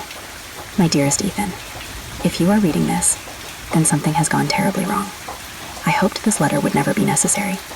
I hoped you would grow up without needing these answers. I hoped you would live an ordinary life. But hope and memory rarely follow the same path. The words blurred slightly. Tears threatened. Not because of what the letter said, because of how it sounded. Warm, gentle, protective, exactly like his mother. Exactly. He continued. You probably believe I am your mother. In every way that matters, I am. I loved you. I protected you. I raised you. And if I had the chance, I would choose you again 1,000 times. A tear slid down his cheek. The room faded slightly around him. Only the letter mattered now. Only the voice hidden inside the words. But there are truths I hid from you. Not because I wanted to, because I promised. The word again. Promise. Always the same thread connecting everything. The train station. The children. The journal. The photograph. The letter continued. When you were born, something happened. Something nobody Expected. Something nobody understood. You remembered. Ethan froze. The sentence echoed through the room. The keeper lowered his head. Margaret closed her eyes. Neither interrupted, neither explained. The letter continued. Children forget. That is how life works. The world protects itself through forgetting. But you remembered. You remembered before language, before names, before stories. You remembered the place before life. The room seemed to tilt. The words no longer felt impossible. They felt dangerous, as though merely reading them carried consequences. His hands tightened around the paper. The 4 guarded you. The 5th searched for you. And I made a promise that changed everything. The air felt heavier. Each sentence carried more weight than the last, more meaning, more mystery. Then Ethan reached the final section, the section written in darker ink, the section clearly added later. His breath caught, because the handwriting had become shakier, less steady, as though written by someone running out of time. If the 5th child wakes, do not trust the door. The sentence seemed to vibrate, alive somehow, urgent, desperate. No matter what it offers, no matter who waits behind it, no matter what memories return, the room had become completely silent. Even the pages had stopped rustling. Even the shop seemed to be listening. Then came the final words, the final warning, the final truth. The 5th child is not trapped behind the door. The 5th child opened it. The letter slipped from Ethan's hands, falling onto the floor. His mind reeled. Nothing made sense. The 5th child wasn't imprisoned, wasn't trapped, wasn't waiting for rescue. It had opened the door itself. Why? How? What did that mean? The keeper stepped forward, concern filling his face. Ethan. Before he could continue, the entire shop shook violently, harder than ever before. Shelves rattled, books fell, jars flickered wildly, some shattered. Memories burst into the air like glowing fireflies. thousands of moments escaping at once. The room darkened. The symbols covering the cabinet ignited silver white. A deafening sound echoed through the building. Not a crash, not an explosion, a heartbeat. One enormous heartbeat. Ancient, powerful, alive. Boom. The sound shook the floor. Boom. Again. Boom. Closer. The keeper's face drained of color. Margaret staggered backward. Then, from somewhere deep beneath the shop, a child's laughter echoed upward. Soft, happy, terrifying. And a voice followed. A familiar voice. One Ethan knew instantly. The voice of his mother. Except the tone was wrong. Cold, empty, almost mechanical. The voice echoed through every corner of the shop, speaking only 4 words. Words that froze everyone in place. He's awake now. The laughter faded, but the words remained, echoing through the shop, through the shelves, through the walls, through Ethan's mind. He's awake now. The voice sounded exactly like his mother's. Every syllable, every inflection, every familiar note. Yet something fundamental was missing. Warmth, love, humanity. It sounded like a memory pretending to be a person. The distinction terrified him. The room remained frozen. Nobody moved, nobody spoke. Even the floating memories drifting from shattered jars seemed suspended in place, waiting, listening. The keeper recovered first. His expression hardened. For the first time since Ethan had met him, the old man looked angry. Not frustrated, not concerned. Angry. A quiet anger, ancient and controlled. The kind carried by people who have spent years protecting something precious. Margaret saw it too. Her face tightened. The seal is breaking. The keeper nodded, slowly, reluctantly. As I feared. Ethan looked between them, his heart pounding. What seal? Neither answered immediately. Then another tremor rolled through the shop. The floor vibrated. The shelves groaned. Somewhere in the distance, glass shattered. More memories escaped. More fragments of lives drifting into the air like glowing snow. The keeper moved suddenly, purposefully. Ethan. His voice carried unusual urgency. We have to leave. Leave? The words sounded absurd. There was nowhere else to go. Every answer he needed remained here. Inside the shop. Inside the journals. Inside the hidden memories. Inside whatever waited beneath the ocean door. Ethan shook his head. No. The old man met his gaze. You don't understand. Then explain. Silence. The keeper looked older than ever. Tired. Worn down by years of responsibility. Years of secrets. Eventually he nodded. A decision made. A burden accepted. Come with me. The words sounded final. Like crossing a threshold. Like turning the last page before everything changes. Without another explanation, he left the hidden room, moving quickly. Margaret followed. Ethan followed too. The shop seemed alive now. Restless. Unstable. Thousands of memory jars flickered. Some glowed brighter. Others dimmed. Entire aisles shimmered as forgotten moments escaped containment. Children laughing. Wedding dances. Summer vacations. Final conversations. Dreams. Promises. Regrets. Fragments of countless lives drifting freely through the air. The sight was beautiful and deeply unsettling because memory belonged somewhere, contained, anchored. Without memory, who were people? Without memory, what remained? The thought followed Ethan as they hurried deeper into the shop, past sections he had already seen, past forgotten corridors, past rooms hidden within rooms, until finally they reached a staircase. Unlike any staircase Ethan had encountered tonight, this one descended, straight downward, into darkness. No lights, no shelves, no warmth, only shadow. The keeper stopped at the top, looking downward. almost hesitating, as though he had hoped never to return. Margaret stood beside him, her voice quiet. "You haven't been down there in years." The old man nodded. "Neither have you." Neither moved. For several seconds. Then another distant heartbeat echoed upward. Boom. The staircase vibrated. Dust drifted from the ceiling. The keeper sighed and began descending. The darkness deepened with every step. The air grew colder, older, heavier. Ethan couldn't explain it. The deeper they traveled, the more the atmosphere changed. Not physically, emotionally.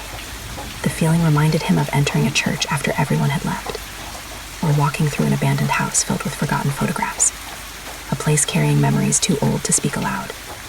The staircase seemed endless, twisting downward, further, further, until finally, the darkness opened.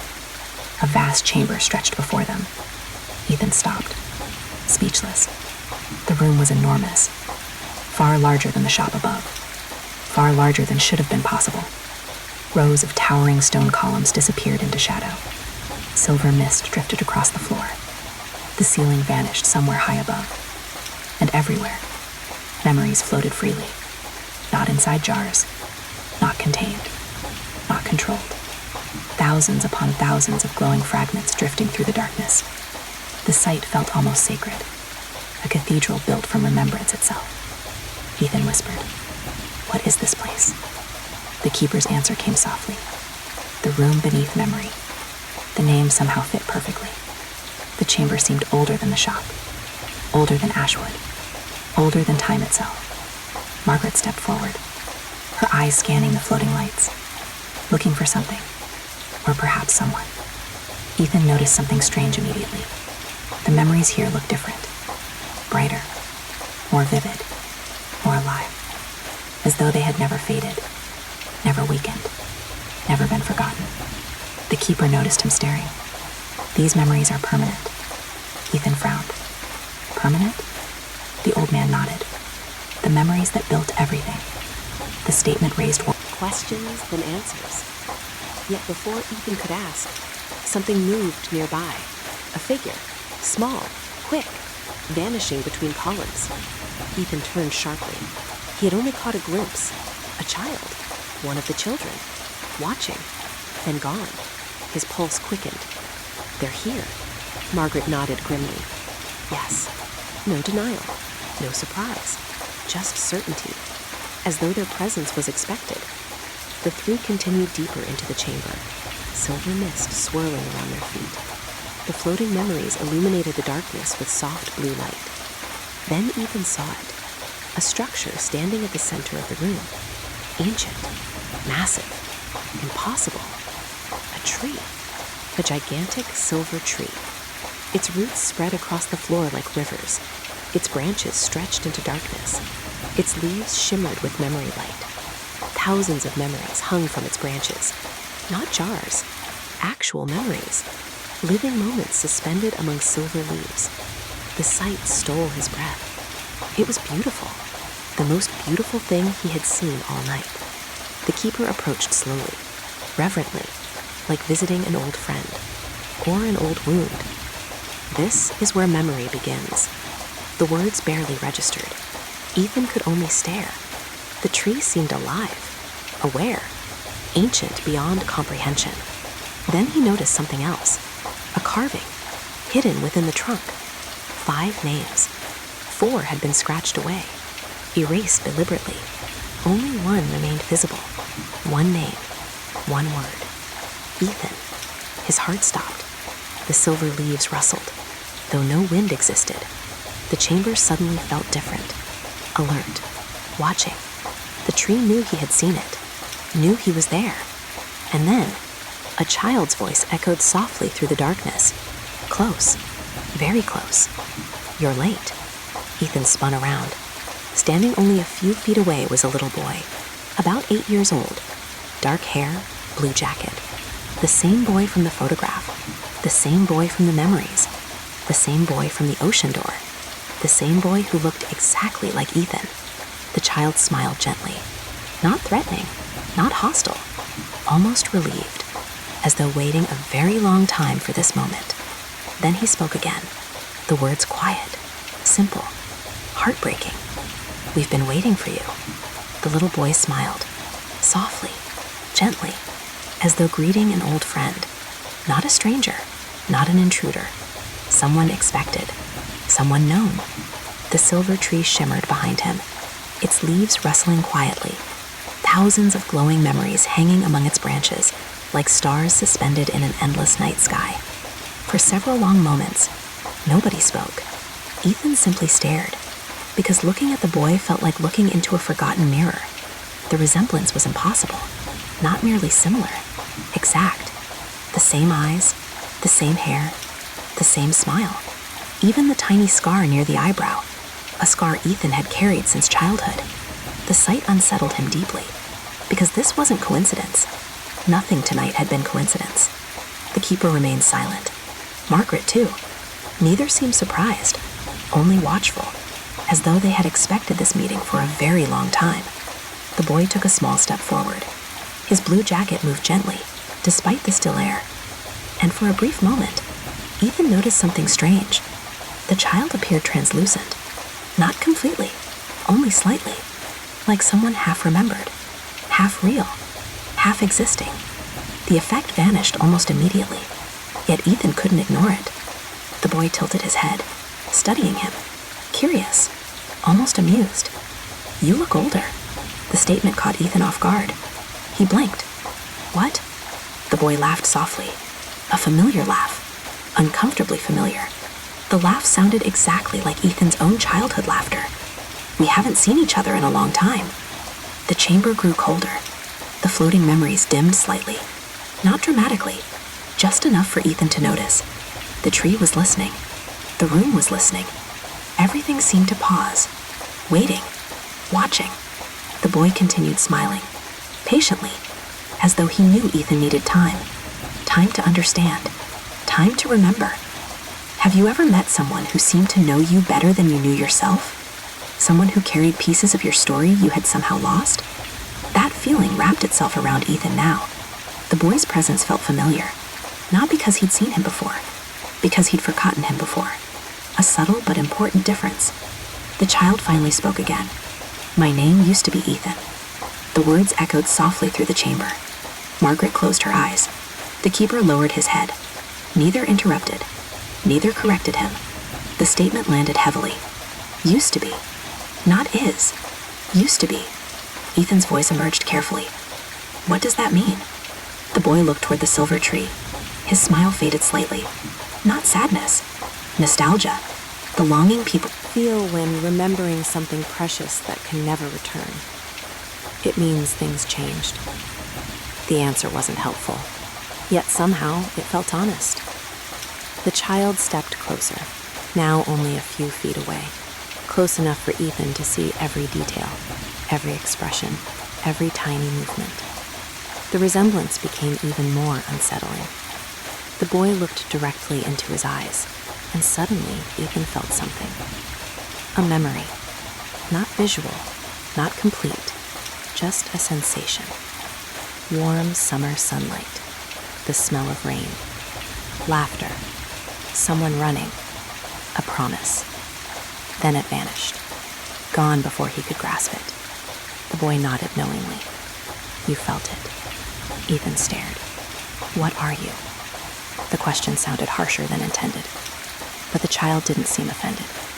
Instead, he looked thoughtful, searching for words, searching for a way to explain something impossible.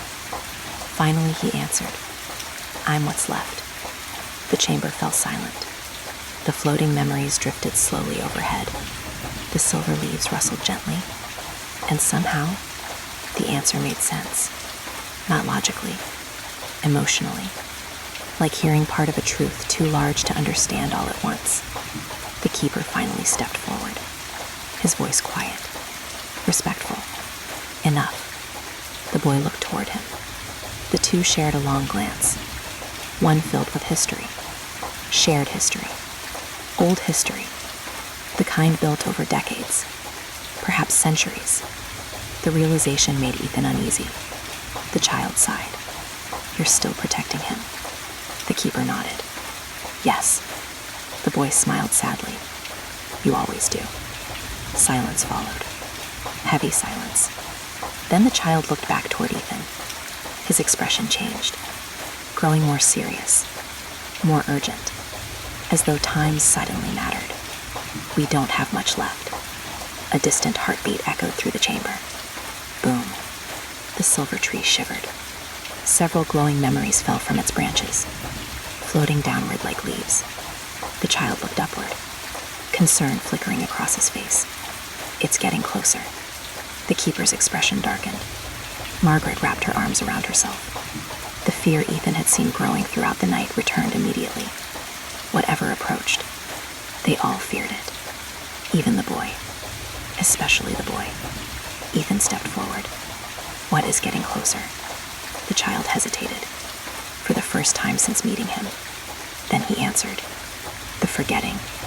The words seemed to change the room. The floating memories dimmed. The mist thickened. The silver leaves trembled, as though even speaking the word carried power. The forgetting. Ethan had heard references to it before. Hints. Fragments. Warnings. Yet nobody had explained it. Nobody had defined it. The boy saw the confusion in his face and smiled gently. "The forgetting isn't losing memories."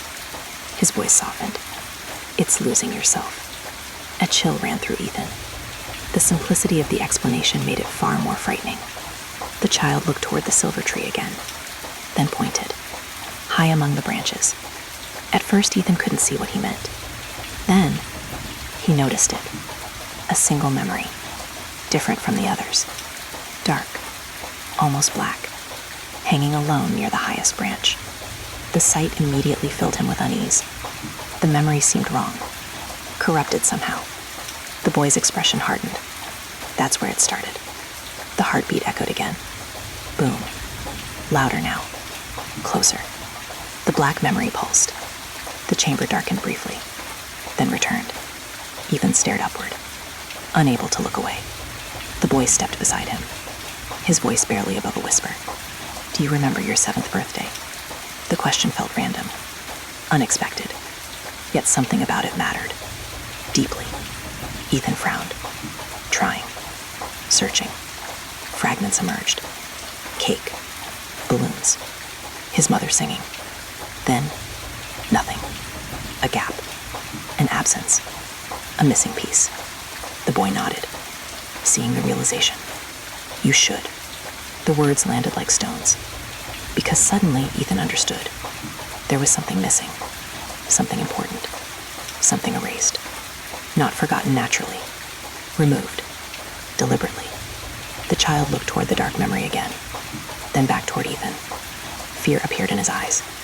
Real fear. The first genuine fear Ethan had seen in him. And when he spoke next, his voice trebled, just slightly. "They took your 7th birthday." The chamber went silent. Absolute silence. Even the tree seemed to stop moving. Then, high above them, the black memory cracked, a thin silver fracture spreading across its surface. And from inside, a voice whispered, a familiar voice, a voice Ethan recognized instantly. His mother's voice, crying. His mother's crying drifted down from the black memory.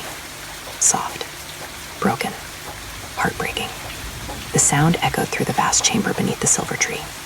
Not loud, not dramatic, yet somehow more painful than anything Ethan had heard all night. Because children grow up believing certain sounds will always remain impossible. A parent's funeral, a final goodbye, a voice that no longer exists. And above all, a mother crying when she believes no one can hear. The black memory pulsed again. The silver crack widened. Thin strands of darkness leaked from inside, floating through the branches like smoke. The little boy beside Ethan immediately stepped backward. Fear flashed across his face. Not ordinary fear, ancient fear. The kind carried by someone who already knows how the story ends. The keeper moved forward, quickly, his calm composure finally cracking. "No," his voice echoed beneath the tree, firm, commanding. The silver leaves trembled violently. Thousands of memories flickered. For a moment, it seemed the chamber itself might obey him. Then the black memory cracked again, and another sound emerged. A child's scream. Ethan froze. The scream belonged to a little boy, a terrified little boy, a 7-year-old boy. The realization hit instantly. The scream was his own voice, his own fear, his own forgotten memory. The sound tore through him, because suddenly, something inside his mind shifted. A locked door opening, a missing puzzle piece sliding back into place. Not completely, only slightly, just enough to hurt. The boy beside him whispered, "It's starting." The heartbeat returned. Boom. Louder. Closer. The chamber shook. Several glowing memories fell from the tree, breaking apart against the floor. Silver mist spread everywhere. The air grew colder. The crying continued. His mother's voice, still weeping, still trapped inside that impossible memory. The keeper turned sharply toward Ethan. "Do not look at it." The warning came too late, because Ethan already was. The black memory pulled at him, like gravity, like destiny, like something unfinished finally demanding attention. He couldn't look away. The crack widened, the darkness parted, and suddenly, the memory opened. Rain. That was the first thing he noticed. Heavy rain, cold rain, a storm raging across a dark evening sky. The memory unfolded around him instantly. No transition, no warning. One moment he stood beneath the silver tree. The next, Ethan stood in front of his childhood home. His breath caught. Everything looked exactly as he remembered. The front porch, the mailbox, the oak tree in the yard, the bicycle lying near the driveway. Every detail perfect, every detail painful. Because this wasn't imagination. This was real. This had happened. And somehow, he had forgotten. The front door stood open, warm light spilling into the rain. Voices echoed from inside, shouting, arguing. His pulse quickened, because he remembered something now. Not clearly, but enough. Fear, confusion, a feeling of wrongness. The kind children recognize long before they understand. Slowly, Ethan approached. The voices grew louder. A man shouting, a woman crying. The sound hit him like a physical blow. His mother. The crying belonged to his mother. The front door creaked. The memory pulled him inside. And there, standing in the waiting room, was Sarah, his mother. Young, terrified, crying.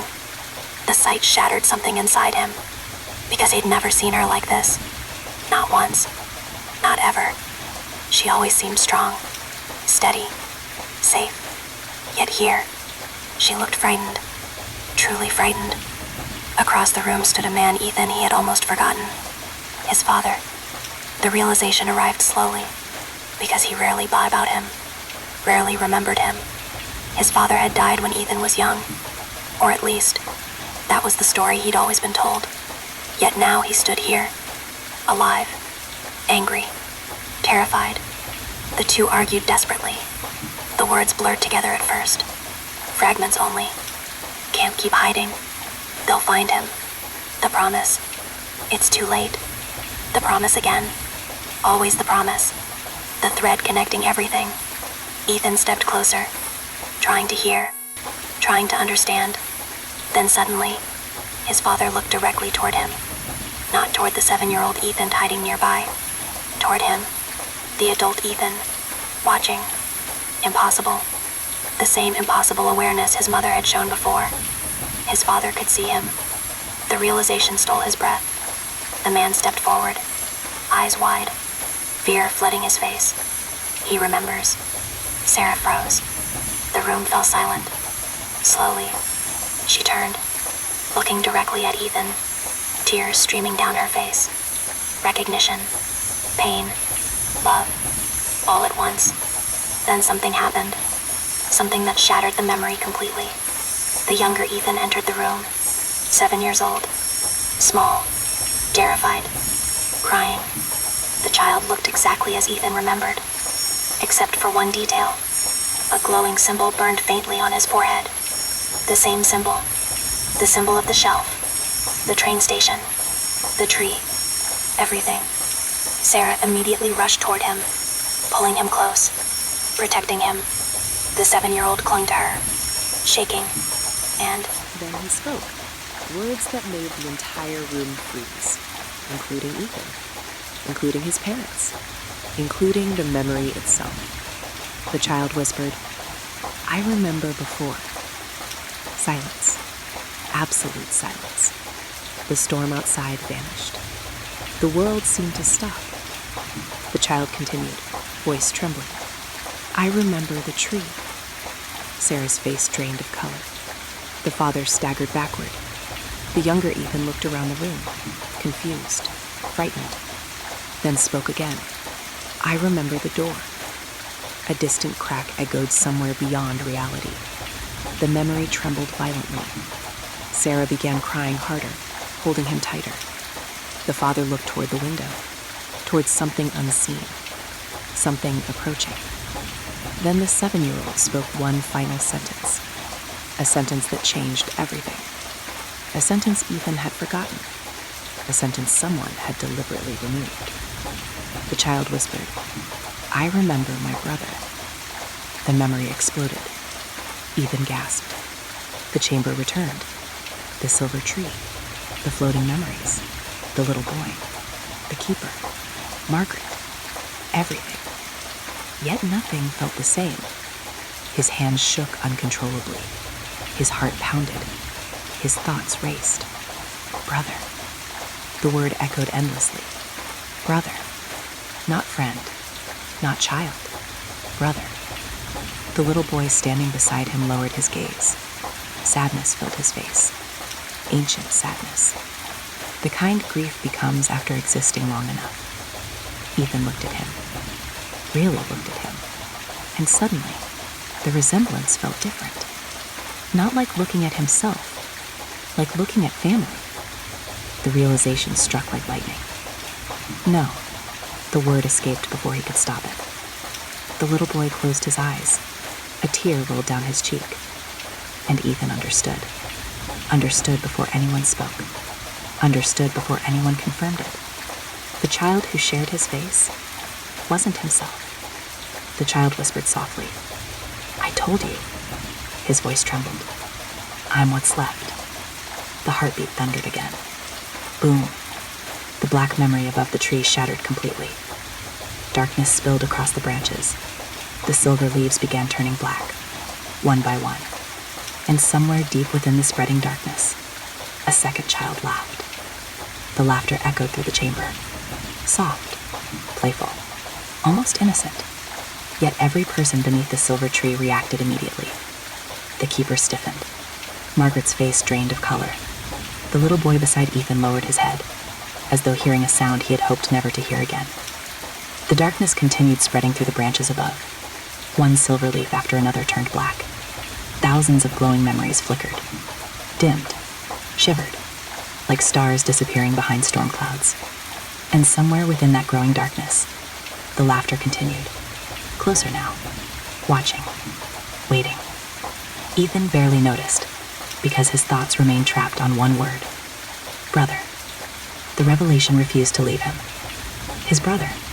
A brother he had never known, never remembered, never mourned, because he had never been allowed to. The realization carried a unique kind of pain. The pain of losing someone twice. Once through absence, and once through forgetting. Ethan turned slowly toward the little boy. The resemblance suddenly felt obvious. Not identical. Not exactly. There were differences now that he looked closely. Subtle differences. The shape of the smile. The eyes. The posture. Things he had overlooked before. Because he had been searching for himself. Instead of family. The boy met his gaze. Tears shimmered in silver eyes. Neither spoke. Neither needed to. Some truths arrive before words. The keeper finally stepped forward. His voice heavy. Burdened. His name was Noah. The chamber seemed to pause. The floating memories drifted more slowly. The silver mist settled. Even the darkness above appeared to hesitate, as though the name itself mattered. Noah. A simple name, yet hearing it hurt, because it felt familiar. Not consciously, deeply, instinctively. The way forgotten songs sometimes feel familiar after only a few notes. The way old emotions survive long after their causes disappear. Noah smiled sadly. You used to follow me everywhere. Ethan swallowed hard. The sentence triggered something. A flash. A fragment. Two boys running through sunlight. Laughter. Grass beneath bare feet. Then nothing. Gone again. Noah saw it happen. The brief flicker of recognition. Hope appeared in his face. Small. Fragile. Dangerously fragile. You're remembering. Ethan wanted to answer. Wanted to say something. Anything. But words refused to come. Because every new memory brought grief with it. Every recovered truth revealed another loss. Have you ever discovered something precious, only to realize it had been missing your entire life? The joy and pain arrived together, impossible to separate. The keeper rested a hand against the silver tree, his expression distant, lost in old memories, old mistakes, old promises. Eventually he spoke. We grew up together. Ethan. Look toward him, the old man continued quietly. Both of you. The statement caught him off guard. Noah nodded. The keeper used to tell terrible stories. A faint smile appeared on the old man's face. That's not true. It absolutely is. For the first time all night, a small laugh escaped Noah. Brief, warm, human. The sound transformed him, made him seem less mysterious, less ghostly, more like a real child, a real brother. And somehow, that hurt even more. Because now Ethan could see what had been stolen. A relationship, a childhood, a lifetime. The keeper looked toward the darkness spreading through the branches. The brief warmth vanished immediately. His face hardened. We don't have much time. The words carried urgency. The same urgency growing stronger throughout the night. Noah nodded. I know. Silence followed. Then Ethan finally asked the question haunting him. What happened to him? The answer came immediately. Not from the keeper, not from Margaret, from Noah. I died. Simple, direct, honest. The words struck like a hammer. No dramatics, no mystery, just truth. Ethan felt his chest tighten. The child continued. It wasn't supposed to happen. The darkness above pulsed. The laughter echoed again, closer. Noah glanced upward, fear returning instantly. Then he looked back toward Ethan. I wasn't supposed to die. The statement felt important. The distinction mattered. Not simply death, something gone wrong. Something that should never have happened. Margaret finally spoke, her voice trembling slightly. It broke everything. Noah nodded. The keeper lowered his gaze. Pain flickered across his face. Ancient pain. The kind that never fully leaves. Ethan looked between them. What broke? Nobody answered immediately. Then Noah pointed toward the tree, high above, toward the spreading darkness. The balance. The word again. Balance. The keeper had mentioned it earlier. The balance between remembering and forgetting. The system protecting everything. The system now failing. Noah stepped closer, only inches away now. The resemblance felt overwhelming, painful, beautiful. The child reached into his jacket, slowly, carefully, and removed something. A folded photograph. Old, worn, loved. He handed it to Ethan. With shaking hands, Ethan opened it. The photograph showed two boys, standing beside a lake. Summer sunlight, fishing poles, huge smiles. Brothers. The younger boy was Ethan. The older boy was Noah. The sight shattered something inside him, because the happiness was real, undeniably real. They loved each other. The photograph proved it. Noah pointed toward the image. You cried when I caught bigger fish. A tiny laugh escaped him. Ethan stared. The memory surfaced immediately. Not visually, emotionally. Embarrassment, jealousy, laughter. A brother teasing him, then sharing the fish anyway. The sensation hit so suddenly Ethan nearly stumbled. Another memory returned, and another. Small pieces, tiny fragments, enough to hurt, enough to heal. The photograph trembled in his hands. Noah smiled, hope growing stronger now. Then, the laughter above changed. No longer playful, no longer distant. The darkness exploded outward. Entire branches turned black. Thousands of memories flickered violently. The silver tree groaned, like a living thing in pain. The chamber shook. Boom. The heartbeat thundered, louder than ever. The keeper's expression darkened immediately. No. Noah looked upward. Terror filled his face. Real terror. childlike terror, and suddenly Ethan understood. The thing inside the darkness wasn't Noah, wasn't his brother. Something else waited there. Something wearing memories like masks. Something hiding behind forgotten stories. The darkness split apart, and for the first time, a figure emerged. A child, standing among the black branches, watching them, smiling. The fifth child. The same child from behind the ocean door. Except now, Ethan could see him clearly, and the sight froze his blood, because the fifth child didn't look like Noah. He didn't look like Ethan. He looked like both. At the same time, the impossible child tilted his head, still smiling. Then he spoke. The voice sounded like two children speaking together, one familiar, one not, and the words sent a chill through every corner of the chamber. Do you remember me now? Do you remember me now? A voice drifted through the chamber like cold smoke. Not loud, not threatening, yet every word seemed to settle deep inside Ethan's chest. The fifth child stood among the blackened branches, motionless, smiling, watching. The darkness surrounding him pulsed softly, almost breathing, almost alive. Below, the silver tree groaned again, ancient wood twisting beneath an invisible weight. More leaves darkened, more memories flickered, entire lifetimes trembling on fragile branches. And still, the fifth child smiled. Patiently, as though he already knew how the story would end. Noah stepped backward, fear filling his face. The keeper moved immediately, positioning himself slightly in front of Ethan, protective, instinctive. Margaret stood frozen, unable to look away, unable to speak. The child high among the branches tilted his head, almost curious, then laughed softly. The sound echoed unnaturally, like multiple voices overlapping. Children, adults, whispers, memories, all layered together. The effect was horrifying, yet strangely sad. The laughter sounded lonely, deeply lonely.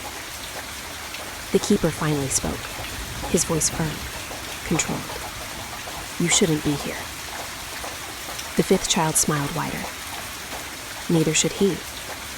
His gaze settled on Ethan. The room seemed colder instantly. The silver mist thickened.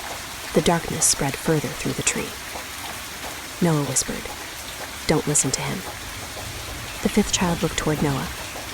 For a moment, something changed. The smile faded. Pain appeared. Real pain. Raw. Unhealed. Then it vanished, replaced once more by calm amusement. Still protecting him. Noah didn't answer. The child sighed. A strangely adult sigh coming from a young face.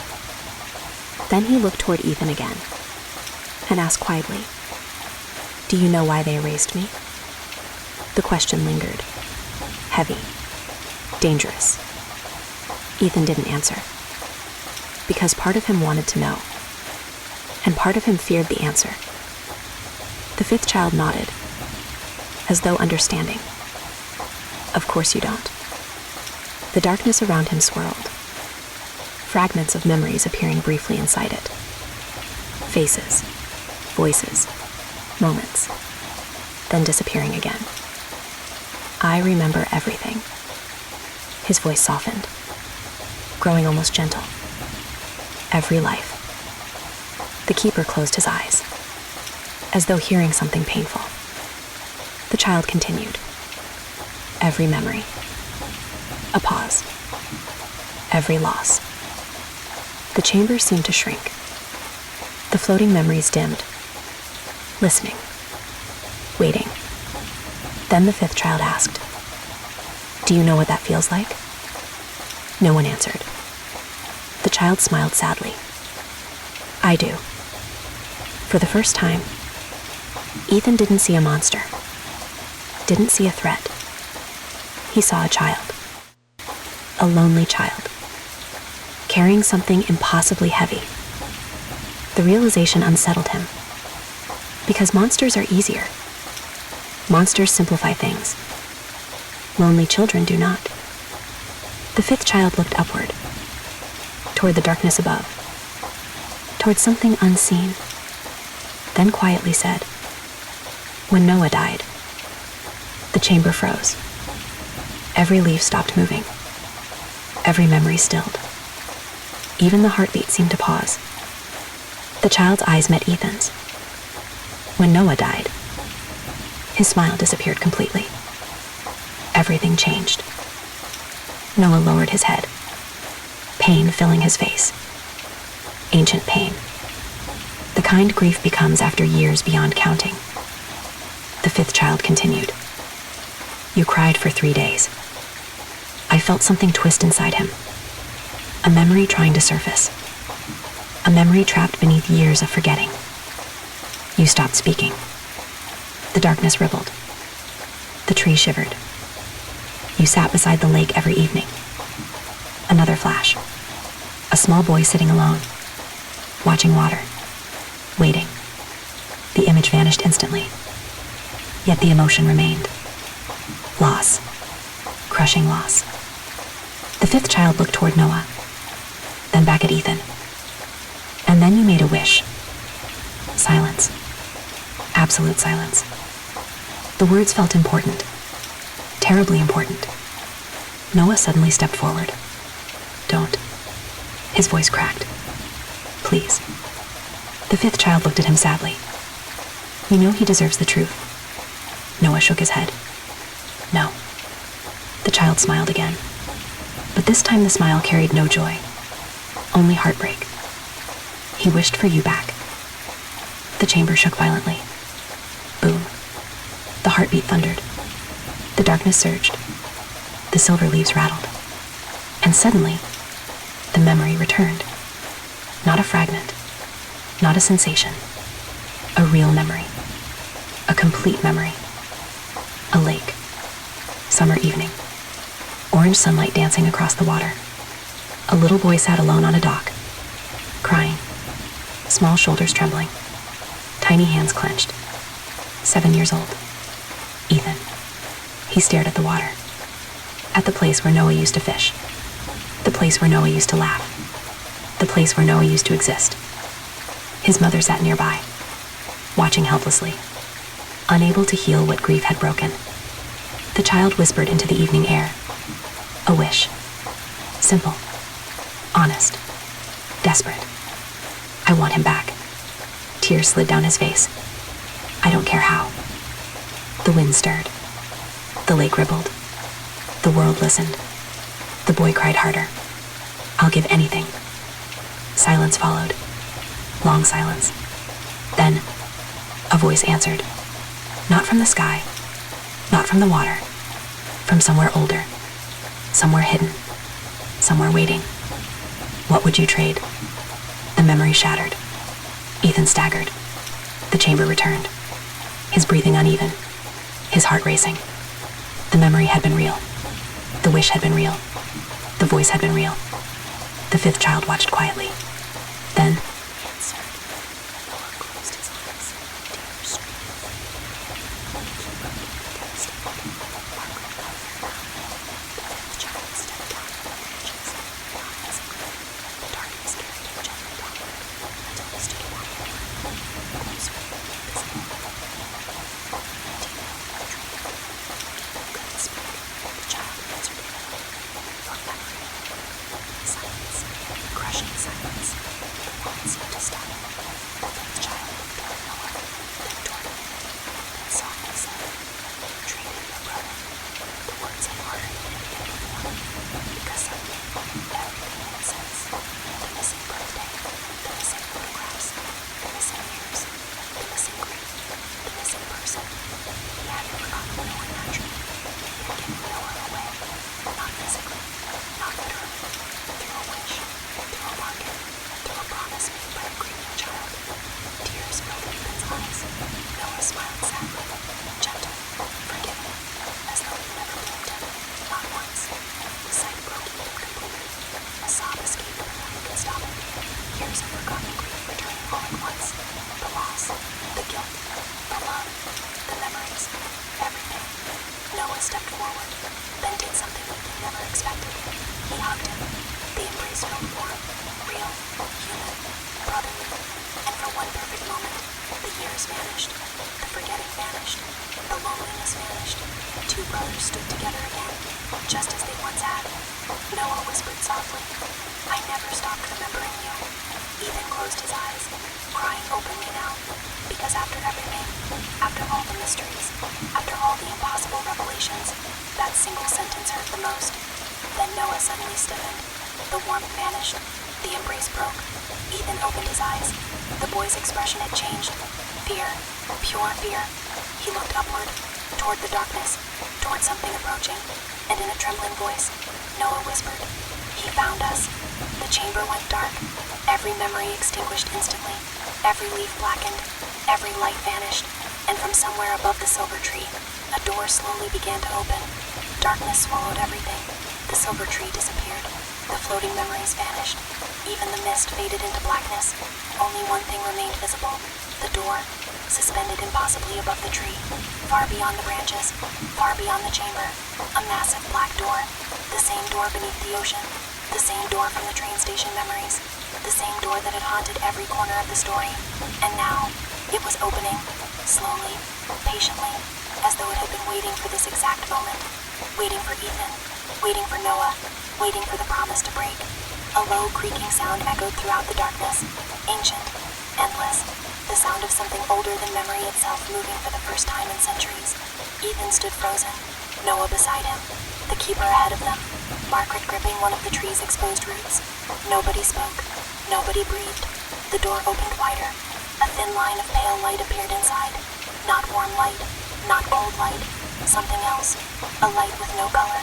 A light that seemed to erase everything around it. The moment Ethan saw it, he felt memories slipping. Tiny memories. Unimportant ones. A favorite song. The smell of old books.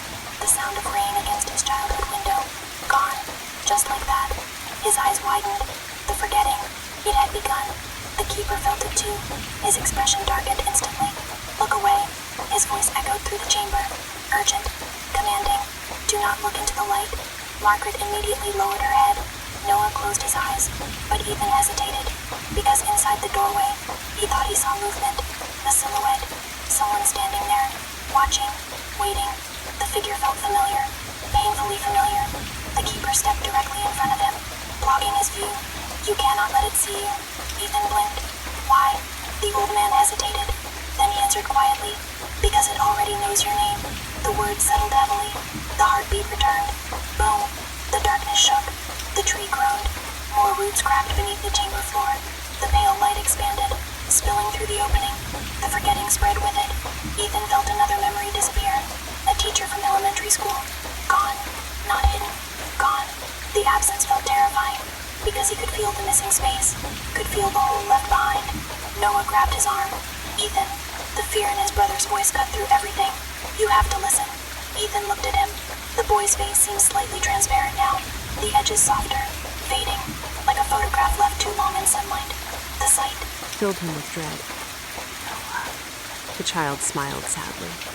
"It's happening." The words barely emerged. The keeper turned sharply. "No." For the first time, the old man sounded afraid. Truly afraid. The darkness around the roots shifted. Silver sparks erupted from the tree. Ancient symbols appeared across the bark, glowing, flickering, fighting, as though the tree itself resisted whatever was happening. Then, a voice emerged from the doorway. Calm, gentle, terrible. "Ethan." His entire body froze, because he recognized the voice immediately.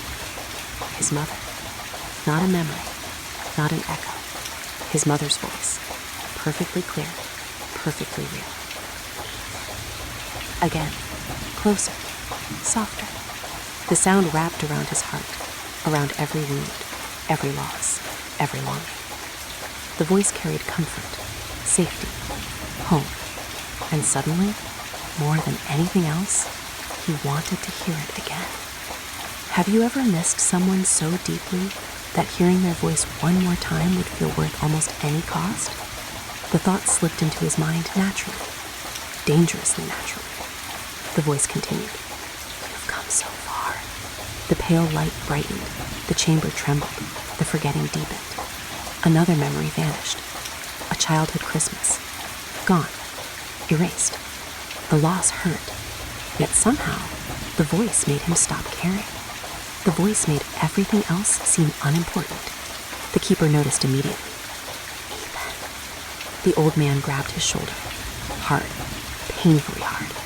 The shock broke the spell, momentarily. The keeper's eyes burned with urgency. That isn't her.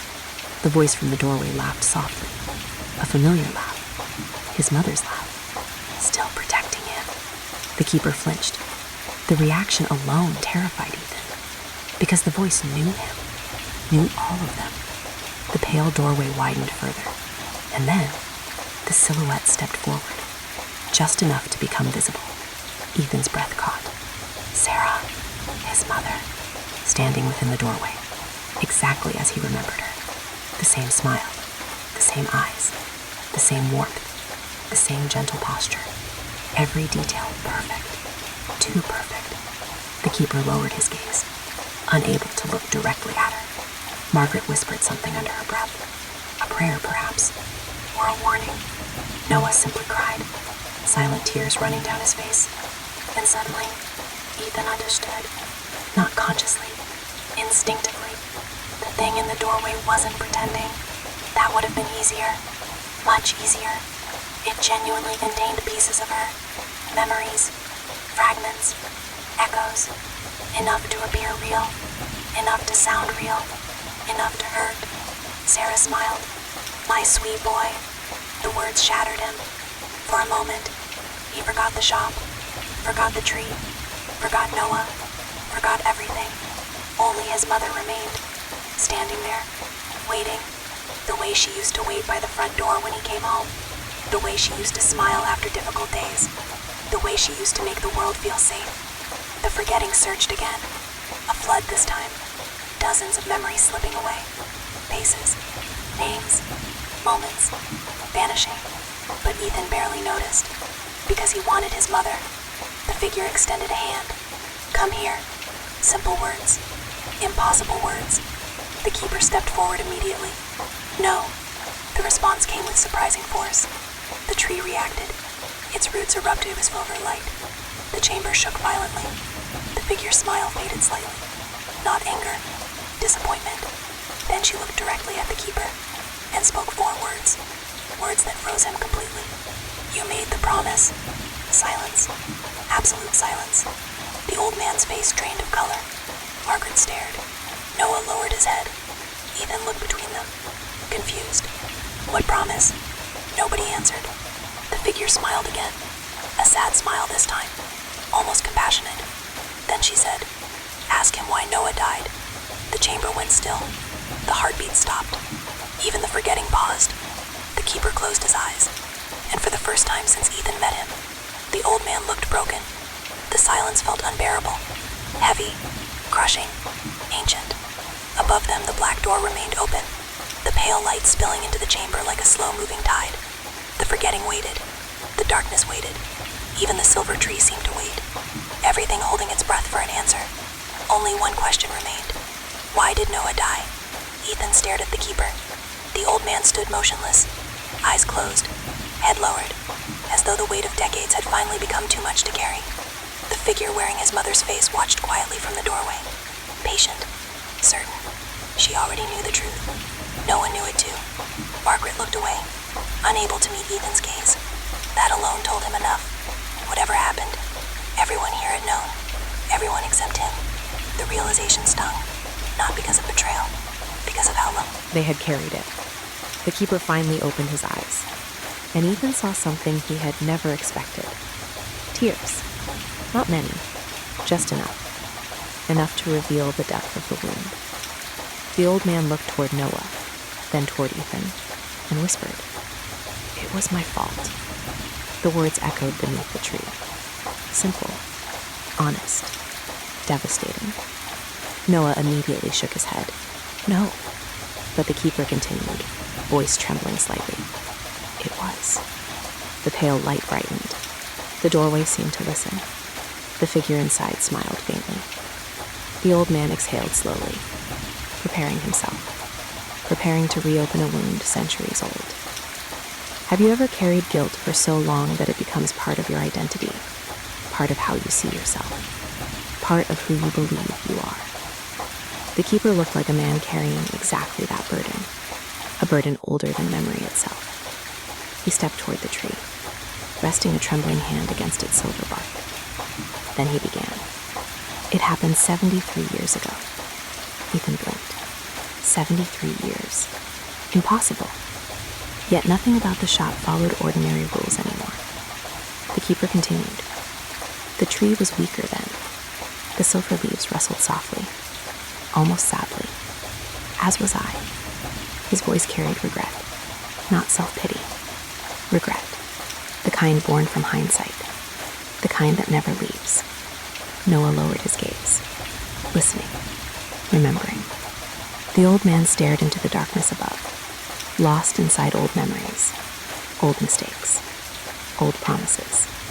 Then, your family came to the shop. A memory appeared above the roots, not summoned intentionally, the tree itself showing the past. Silver light gathered, forming an image. A young Sarah, a younger Ethan, a smiling Noah, and beside them, a younger keeper. The sight made Ethan's chest tighten, because Noah looked so alive, so normal. Just a boy, a brother, a child who should have grown up. The memory continued. The younger Noah laughed, running between shelves, exploring, curious, fearless. The keeper's voice softened. He loved this place. Noah smiled faintly. He did. The old man nodded. Then the smile vanished. Too much. The chamber darkened slightly. The memory shifted. The family remained. But now the black door appeared. Closed. Hidden. Locked deep beneath the tree. Far below. Far away. The old man looked away, unable to watch. I told him not to go there. The image showed Noah wandering, exploring, discovering hidden passages, secret corridors, the curiosity every child carries. Then, the memory paused, almost unwilling to continue. The keeper's voice cracked, only slightly. I left him alone. Silence. Noah closed his eyes. The old man continued. I thought it would only be a minute. A familiar sentence. A dangerous sentence. The kind that appears before tragedies, before accidents, before lives change forever. The memory resumed. Noah disappearing into darkness. A hidden staircase. A forbidden door. The black door. The same door. The door now hanging above them. The keeper whispered. When I found him, the words stopped. For several seconds. Then finally, he was gone. The chamber became utterly silent. No heartbeat. No leaves moving. Nothing. Only grief. Pure grief. The memory shifted again. The younger keeper running. Searching. Calling Noah's name. Sarah crying. Ethan screaming. The lake. The house. The funeral. The loss. Everything unfolding in painful fragments. Ethan watched helplessly. The emotions inside the memory felt overwhelming. Raw. Unfiltered. Real. The keeper looked toward him, eyes shining. I searched for years. His voice broke completely. For years. The old man laughed softly. A sad laugh. The laugh of someone remembering impossible hope. I thought I could fix it. The tree shivered. The black doorway pulsed. The figure inside watched silently. The keeper lowered his gaze. And eventually, a pause. Long. Painful. I found the answer. The chamber grew colder. Because everyone already knew what came next. Everyone except Ethan. The old man looked toward the doorway, toward the thing wearing Sarah's face, then whispered, and offered a bargain. The words landed heavily. I remembered my wish. The lake. The voice. The question. What would you trade? The pieces were connecting. The pattern emerging. The keeper nodded slowly. I thought I could bring him back. Noah's eyes filled with tears. The old man continued. I believed I could undo the loss. Another pause. Then, I was wrong. The silver tree groaned. A deep, painful sound, as though the tree itself remembered. The keeper stepped closer to Ethan, close enough that his voice barely rose above a whisper. I didn't bring Noah back. The pale light intensified. The doorway expanded. the figure smiled. And Suddenly, Ethan understood. Before the words arrived, before the truth fully formed, part of him already knew. The keeper closed his eyes, then spoke the sentence he had feared for decades. The fifth child was what returned. Silence. Absolute silence. The chamber seemed to stop existing, the world narrowing to a single horrifying truth. The fifth child. Not Noah. Never Noah. Something else. Something wearing pieces of Noah, pieces of Ethan, pieces of memory itself. The old man looked shattered, destroyed by his own confession. Noah stepped forward immediately and gently took the keeper's hand. The gesture surprised everyone, including the old man. The child smiled sadly. You tried. The keeper shook his head, tears falling freely now. I failed. Noah squeezed his hand. No. His voice trembled. You loved me. The words hit harder than anything else, because guilt and love often grow from the same root. The keeper began crying openly. Not loudly, quietly, the way old people cry when the wound is too deep for dramatic grief. Ethan watched, speechless. The truth hurt, yet somehow not in the way he expected, because no monster had caused this, no villain, only love. Love desperate enough to make terrible choices, love desperate enough to challenge death itself. The doorway suddenly darkened. The figure's smile disappeared. The atmosphere changed instantly. The warmth vanished. The kindness vanished. Something colder emerged. Something older. The thing wearing Sarah's face looked toward Noah, then spoke softly, almost regretfully. He should have stayed dead. The chamber exploded with silver light. Noah flinched. The keeper stepped in front of him immediately, protective, instinctive. A father protecting a son, a promise keeper protecting what remained. And above the silver tree, something enormous moved behind the open door. Something finally stepping closer. Something moved beyond the doorway. Slowly, deliberately. The pale light shifted, twisted, as though making room for something approaching from far beyond sight. The chamber beneath the silver tree fell silent. Even the heartbeat had stopped. Only the soft rustling of darkened leaves remained. The sound carried through the darkness like distant whispers. Waiting, watching, listening. The thing behind the door was coming closer. And somehow, everyone already knew that. The keeper stood protectively in front of Noah. Margaret remained beside the roots of the tree. Ethan could barely breathe. The figure wearing his mother's face watched everything unfold. Her expression calm, almost sympathetic. Yet somehow that made it worse, because genuine cruelty is easier to recognize. This felt different, older, more complicated, more tragic. The pale light brightened, and for a brief moment, a shadow appeared. Not a body, not exactly, more like an outline, the suggestion of something impossible, a shape too large to understand all at once.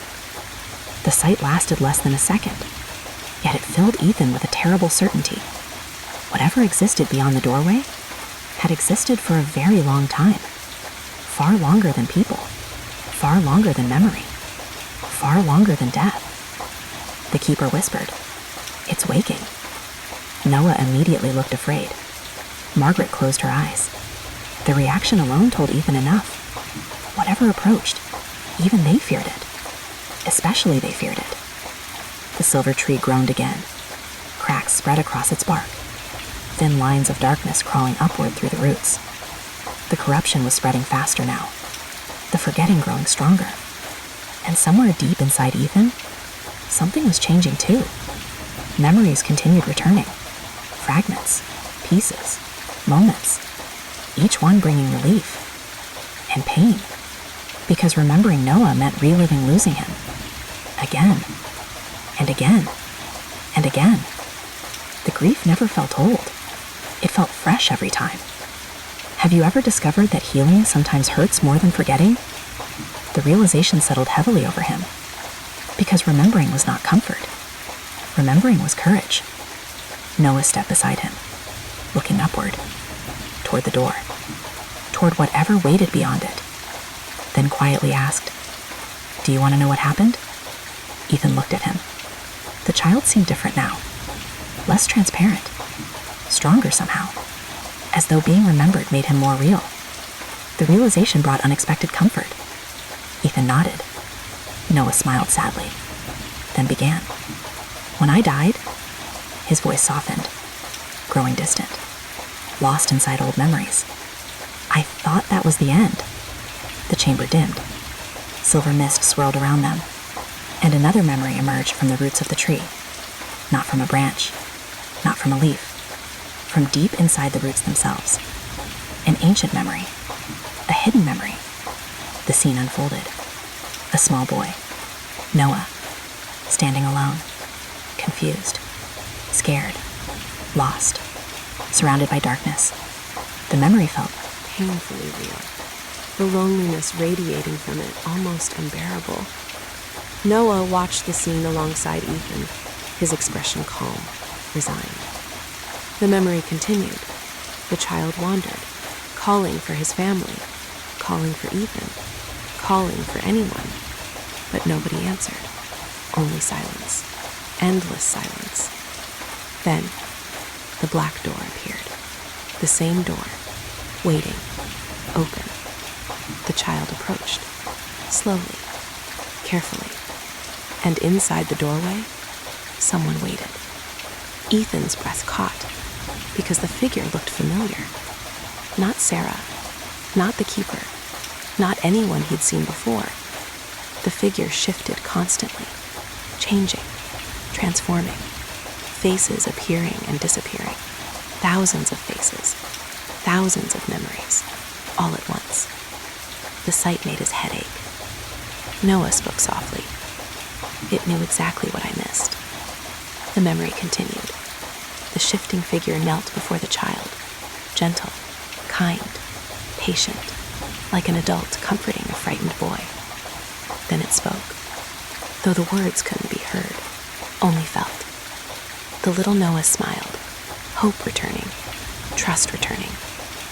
The sight made Ethan uneasy immediately, because children trust easily, children believe, children hope, and sometimes that makes them vulnerable. The memory darkened. Noah lowered his head. It promised I wouldn't be alone. The words hurt, because they sounded so innocent, so reasonable. The memory showed the child reaching out, taking the figure's hand, and the moment he did, the scene shattered, darkness exploded, the chambers shook violently, the silver tree groaned, and suddenly, the memory changed. No longer peaceful, no longer comforting. Now Ethan saw the truth. The thing behind the door wasn't helping Noah. It was absorbing him. Pieces of memory, pieces of identity, pieces of self. The child wasn't disappearing. He was being rewritten, changed, transformed. The sight was horrifying. The little Noah screamed. The sound echoed throughout the chamber. The memory trembled violently. The keeper lowered his gaze, unable to watch, unable to forgive himself. Noah's voice continued, steady despite everything. It couldn't bring me back. The scene darkened further, the transformation continuing, the child dissolving, merging, changing. It didn't know how. The memory reached its climax. The figure behind the door struggled, attempting something impossible, attempting to recreate a human life, a soul, a person, and failing, terribly failing. The result emerged slowly, piece by piece. A child, almost Noah, almost Ethan, almost neither. The fifth child. The memory ended. The chamber returned. Silence followed. Heavy, painful. Truth often sounds simpler than mystery, and somehow, that simplicity hurts more. Ethan stared upward, toward the darkness, toward the thing that had tried to recreate a lost child. The fifth child wasn't evil, not originally. He was a mistake, a tragic mistake, born from grief, born from longing, born from love twisted into something unintended. The realization changed everything. Noah nodded slowly, seeing understanding in Ethan's eyes. He wasn't created to hurt anyone. The keeper finally spoke. No. His voice sounded exhausted. He was created because something couldn't bear being alone. The words lingered. The chamber grew colder. The pale doorway brightened. And suddenly, a laugh echoed from above. Not cruel, not mocking. Lonely. Profoundly lonely. The fifth child appeared once more among the black branches, watching them, listening, his smile gone, his eyes filled with sadness. For the first time, he looked tired, very tired, as though carrying a burden too large for a child. Then he whispered, "I never wanted to replace him." Noah froze. The keeper looked away. Margaret closed her eyes. The fifth child lowered his gaze. "I just wanted to exist." The sentence shattered the chamber, not physically, emotionally, because every person present understood exactly what he meant. The fifth child looked toward Ethan, tears shining in his eyes, then asked the question he had carried for decades, the question at the center of everything, the question that broke Ethan's heart. "If I wasn't Noah," his voice trembled, "then who am I?" Silence. Absolute silence. No one answered, because no one knew. And above the open doorway, the enormous shadow finally reached the threshold, ready to step through. If I wasn't Noah, then who am I? The question lingered beneath the silver tree. No one answered. Not because they didn't care, not because they feared the truth, because some questions question deeply. Some questions strike the very center of what it means to exist. The fifth child stood among the blackened branches, looking impossibly small, a lonely silhouette against spreading darkness. For the first time since Ethan had seen him, the child didn't look frightening, didn't look mysterious, didn't look dangerous. He looked lost, completely lost. And somehow, that hurt more than fear ever could. The pale doorway remained open above them, the massive shadow beyond it drawing closer, its presence pressed against reality itself. The air felt heavier, the chamber smaller. The silver tree strained beneath the weight, roots cracking, leaves darkening, memories flickering. The forgetting continued, slow, relentless, inevitable. Yet nobody moved, nobody looked away, because the fifth child deserved an answer. Perhaps for the first time, perhaps for the only time. Noah stepped forward. The movement surprised everyone, including the fifth child. The two boys faced one another across a branch of the silver tree, mirror images, and yet completely different. One born, one made, one remembered, one forgotten. The contrast felt heartbreaking. Noah spoke first, quietly. "You aren't me." The fifth child lowered his eyes. Pain flashed across his face. Yet he nodded, as though he'd known that truth for a long time. Noah continued, "But you're not nothing." Silence. The black branches trembled. The darkness hesitated, listening. The fifth child looked up, hope flickering briefly. Fragile hope, dangerous hope. The kind that forms after years of loneliness. The kind that breaks easily. The kind worth protecting. Noah smiled sadly. "You laughed like me." A pause. "You fished like me." Another pause. "You loved Ethan." The fifth child's eyes widened slightly, emotion breaking through his calm expression. Noah stepped closer. "You cried when he forgot me." Tears appeared immediately in the fifth child's eyes. The chamber fell silent, because everyone understood. The fifth child had lost Noah too, in a different way, a stranger way, yet loss all the same. The realization changed something, not only in Ethan, in everyone. The fifth child wasn't merely the result of tragedy. He was one of its victims. Have you ever felt guilty for existing? Not for something you did, simply for being. The loneliness hidden inside that feeling is difficult to describe, and suddenly Ethan realized the fifth child had carried that loneliness forever. The boy looked toward Noah, voice barely audible. "I didn't mean to take your place." Noah nodded. "I know." Simple words, yet they seemed to relieve decades of pain. The fifth child closed his eyes, as though hearing forgiveness for the first time. Then the chamber shook violently. Boom. The heartbeat returned, stronger than ever. The silver tree groaned. Large sections of bark split open. Darkness surged through the roots. The shadow beyond the doorway moved closer. Almost visible now. Almost here. The keeper looked upward immediately, concern flooding his face. "We're out of time." The urgency returned. The fragile peace shattered. Reality reasserting itself. The danger was still coming. The forgetting was still spreading. The door was still open. And whatever waited beyond it had nearly arrived. The fifth child turned toward the doorway, fear returning instantly. The transformation was immediate. The sadness remained, but now another emotion appeared. Terror. Pure terror. The kind no child should ever know. The keeper noticed. What is it? The fifth child hesitated, then whispered, "It found me." The words echoed through the chamber. A chill ran down Ethan's spine, because the fear in the boy's voice sounded genuine. Completely genuine. The fifth child pointed upward, toward the enormous shadow, then softly said, "It doesn't care about Noah." The chamber darkened further. A hand against the tree, looking older than ever. The first memory remembered being alone. The sentence sounded strange, poetic, yet deeply sad. The old man continued, and it never recovered. Silence followed, heavy silence. The fifth child lowered his head, because apparently he understood better than anyone. The shadow moved again, closer, larger, almost through the doorway now. The chamber trembled continuously, cracks spreading across the floor, roots breaking, leaves falling, memories dying. The silver tree couldn't hold much longer.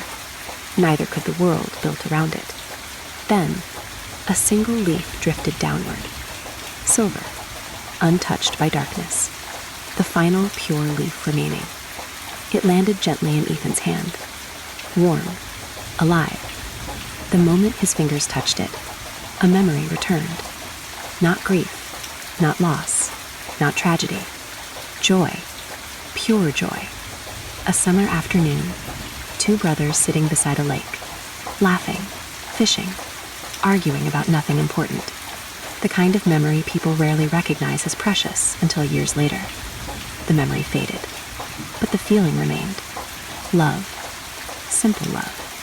Ethan looked at Noah, then at the fifth child, then finally toward the shadow. And suddenly, he understood something.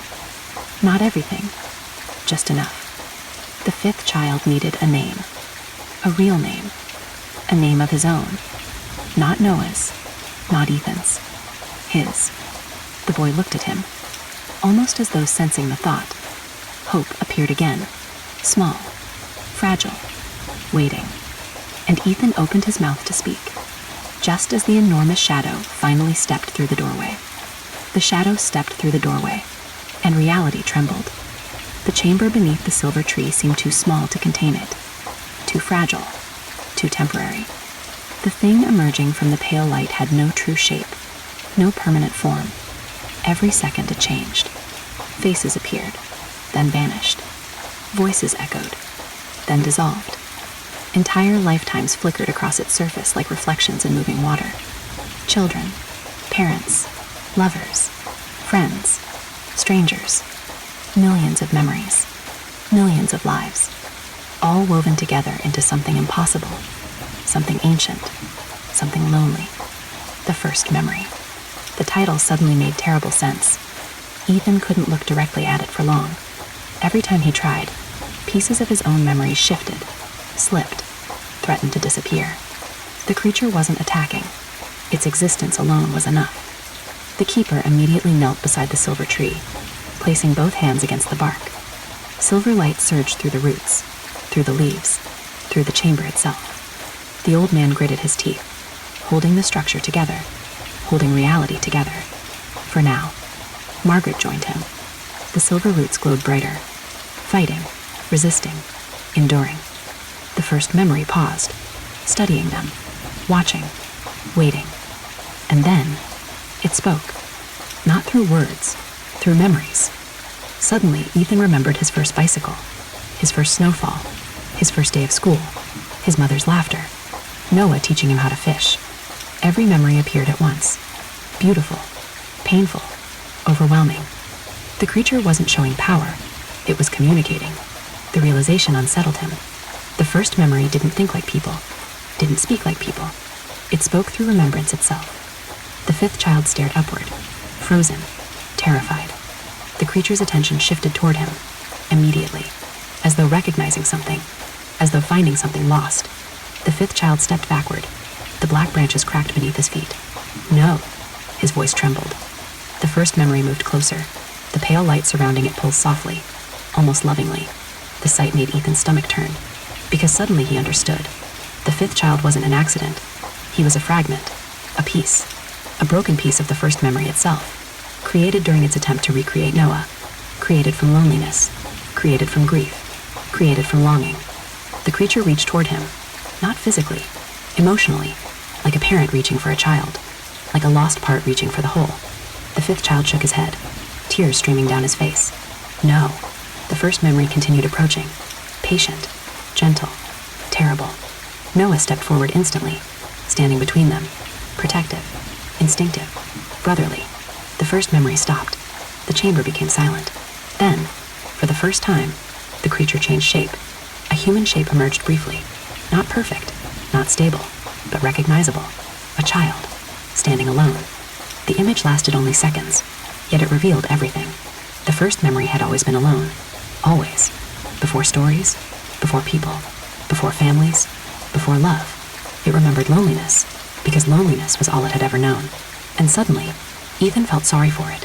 The realization shocked him, but it was true. Not because it was innocent, not because it was harmless, because loneliness is tragic, even when it becomes dangerous, especially then. Have you ever felt alone in a crowded room? Alone despite being surrounded by people who care about you? Now imagine that feeling lasting forever.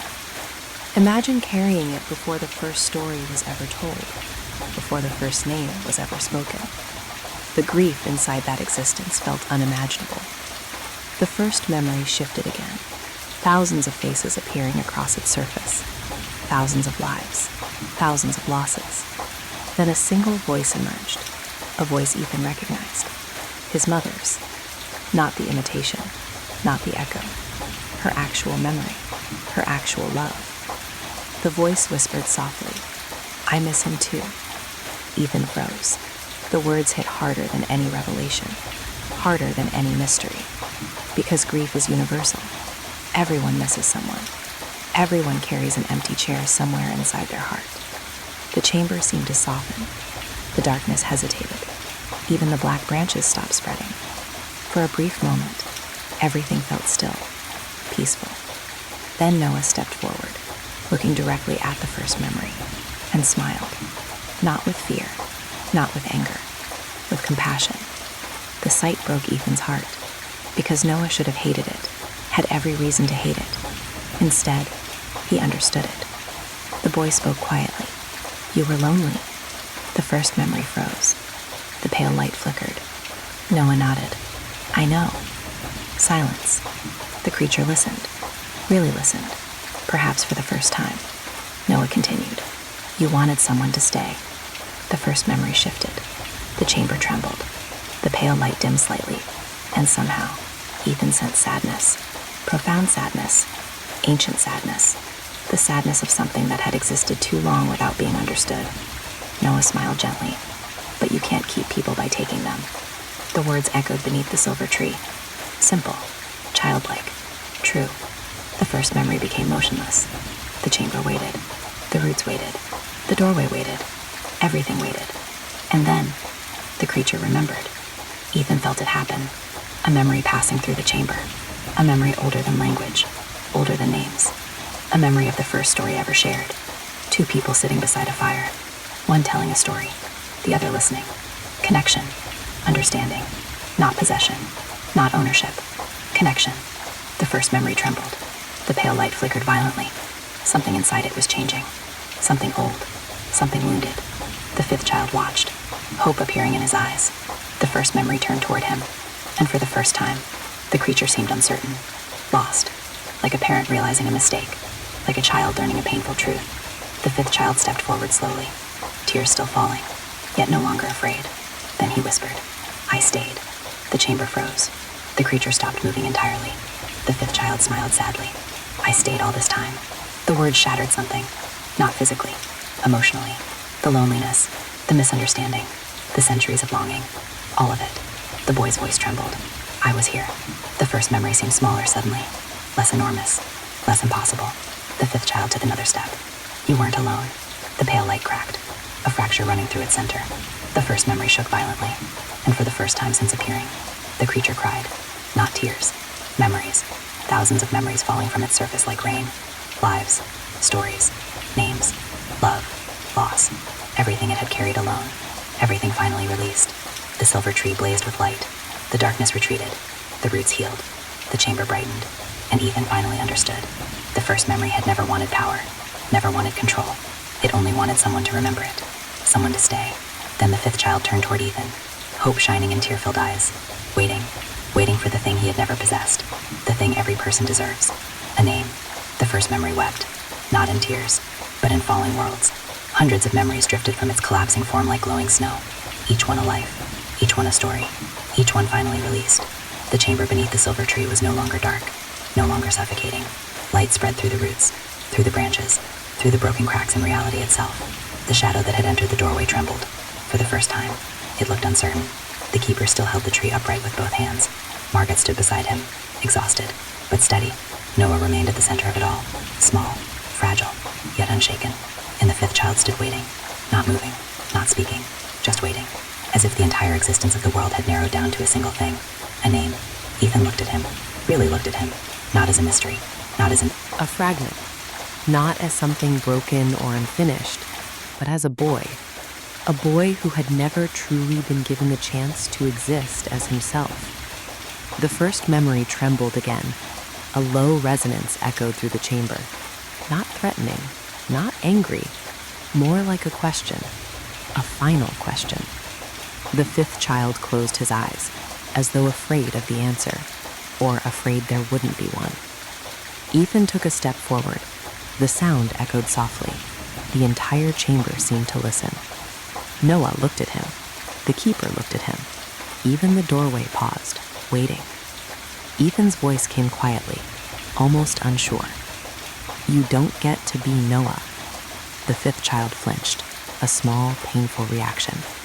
Ethan continued, "But you also don't get to be nothing." Silence. The first memory dimmed slightly, as though even it was listening more closely now. Ethan swallowed, his throat tight, his memories still returning in waves. Fragments of laughter, fragments of loss, fragments of a brother he had forgotten and somehow never truly lost. Then he spoke again. "What do you remember before the forgetting?" The fifth child hesitated. His lips parted slightly, but no words came. Instead, a memory flickered above the roots. A small boy running through sunlight. Not Noah, not Ethan, just a child, laughing, free, unburdened. Then another, sitting beside a lake, throwing stones into water, smiling at someone off camera. A voice calling his name, but it broke before it could be heard. The fifth child opened his eyes again, tears shimmering. "I remember pieces." Ethan nodded slowly. "That's enough." The chamber stilled. Even the first memory seemed to pause at those words. The keeper's hands trembled slightly against the tree. Margaret whispered something under her breath. Hope, fear, relief, all tangled together. The fifth child shook his head. "It's not enough to be someone," his voice cracked. "If I'm not Noah, I don't know what I am." The words hung in the air like falling glass, sharp, fragile, dangerous. Ethan stepped closer, until they were only a few feet apart. Then he did something unexpected. He looked at the boy, not as something to fix, but as something to hear. "You don't start as a name," Ethan said softly. "You start as a feeling." The fifth child blinked, confused. Ethan continued. "Before you're a name, you're someone who laughs." A pause. Someone who gets scared in the dark. Another pause. Someone who misses things they can't explain yet. The chamber softened around them. Even the first memory dimmed further. Listening, absorbing. Ethan's voice grew quieter. "You don't need to be Noah." His throat tightened. "But you also don't need to disappear." Silence. A long one. The fifth child's hands trembled. For the first time, he looked like a child. Not a mystery, not a mistake. Just a boy standing at the edge of becoming real. Then Noah stepped forward, gently, carefully. He looked at Ethan, then at the fifth child, and smiled. "It's okay to choose something new." The fifth child shook his head. "I don't have anything." Noah nodded. "Yes, you do." The chamber held its breath. Even the first memory slowed. Noah stepped closer. "You have now." The words landed softly, but they landed completely. The fifth child froze. Something inside him cracked. Not breaking, releasing. A memory surfaced. Not borrowed, not stolen. His. A small moment, a quiet moment. Someone laughing beside him. Not Noah, not Ethan. Just someone, real. The fifth child gasped. His knees nearly gave out. The keeper moved forward instinctively, but stopped, waiting, watching. The fifth child whispered, "I remember a sound." Ethan leaned in slightly. "What sound?" The boy struggled, fighting through fog, fighting through centuries of confusion. A bell, he said softly. Not loud, not strong, but warm. The memory sharpened. A small bell above a door, a place that felt safe, a place that felt like home. The first memory pulsed gently, as if acknowledging something important. The fifth child looked up, tears falling freely now. I think I used to belong somewhere. Noah smiled softly. You still can. Silence. Then, the first memory changed. It did not explode. It did not collapse. It softened. The vast, impossible presence that had filled the chamber began to shrink. Not disappearing, transforming, becoming less overwhelming, more human, more familiar. The shadow at the doorway hesitated. Then slowly, it began to retreat. The pale light dimmed. The pressure eased. The forgetting slowed. And for the first time since the beginning of everything, The chamber felt like it was breathing again. Ethan looked up. Something inside him shifted. Not all memories returned, not all wounds healed, but enough. Enough to understand. The first memory was not an enemy, not truly. It was just something that had been alone for too long. And now, it wasn't. The fifth child looked at Ethan, still trembling, still uncertain. Then, what am I supposed to be called? Ethan hesitated, then smiled faintly. You get to decide that. A long silence followed. Then, very softly, the fifth child whispered a word, a name forming for the first time. Not given, chosen. I think I want to be Eli. The chamber stilled. The name settled into reality like falling light. The first memory pulsed once. Soft, warm, accepting. The keeper lowered his head. Margaret closed her eyes in relief. Noah smiled wider. And Ethan simply nodded. Because for the first time, something in the world felt right. But high above them, the doorway did not fully close. It remained open just a crack. And from beyond it, something watched. Patient, unfinished, waiting for what came next. The name still lingered in the air. Eli. Soft, simple, real. It didn't echo like the others had. It didn't fracture or distort. It just remained, as if the world itself accepted it without resistance. For a moment, everything felt almost peaceful beneath the silver tree. The first memory no longer pressed down on reality with crushing weight. Its presence had softened, still vast, still ancient, but no longer suffocating. The chamber finally felt like it belonged to something living again. Ethan exhaled slowly, like he had been holding his breath for years. Noah stood beside him, quieter now, calmer, but his eyes still carried warning. The keeper remained near the roots, one hand still touching the silver bark as if afraid letting go would undo everything. Margaret stared upward at the doorway, and that was where the peace ended, because the door above the tree was still open. Not fully, not brightly, but enough. A thin vertical wound in reality, a pale glow leaking out like a dying star refusing to disappear. Eli noticed it first. His expression changed immediately. The calm in his face broke. No, he whispered. The word carried something deeper than fear. Recognition. The keeper's eyes narrowed. It didn't close. The silence that followed felt heavier than everything before it. Even the first memory stirred again. Not aggressively, but cautiously, as if it too remembered something it didn't want to remember. Ethan looked up. The doorway looked smaller now, less violent, less consuming, but still open, still wrong, still waiting. Why is it still there? Ethan asked quietly. No one answered immediately, because the answer was already forming in each of their minds. They just didn't want to say it first. Margaret finally spoke, her voice thin. It never closes unless it forgives. Silence. The words settled like dust. Eli flinched slightly. The keeper closed his eyes. Noah looked away. Ethan felt a chill spread through his chest. Forgives what? He asked. The keeper's voice came slowly. asking to rewrite it. The chamber went still again. The first memory pulsed faintly, as if acknowledging something painful. Eli stepped backward. "I didn't mean to hurt anyone," he whispered. His voice cracked. "I didn't know what I was doing." The doorway did not respond, but it did not disappear either. The pale light inside it flickered once, like something breathing behind a curtain. Ethan stepped closer to Eli. "It wasn't just you," he said quietly. Eli looked at him, confused. Ethan continued. "None of us knew what we were doing." The keeper opened his eyes at that. Something soft flickered across his expression. Pain, agreement, regret. Noah stepped forward too. "We all wanted something," Noah said gently. Eli swallowed.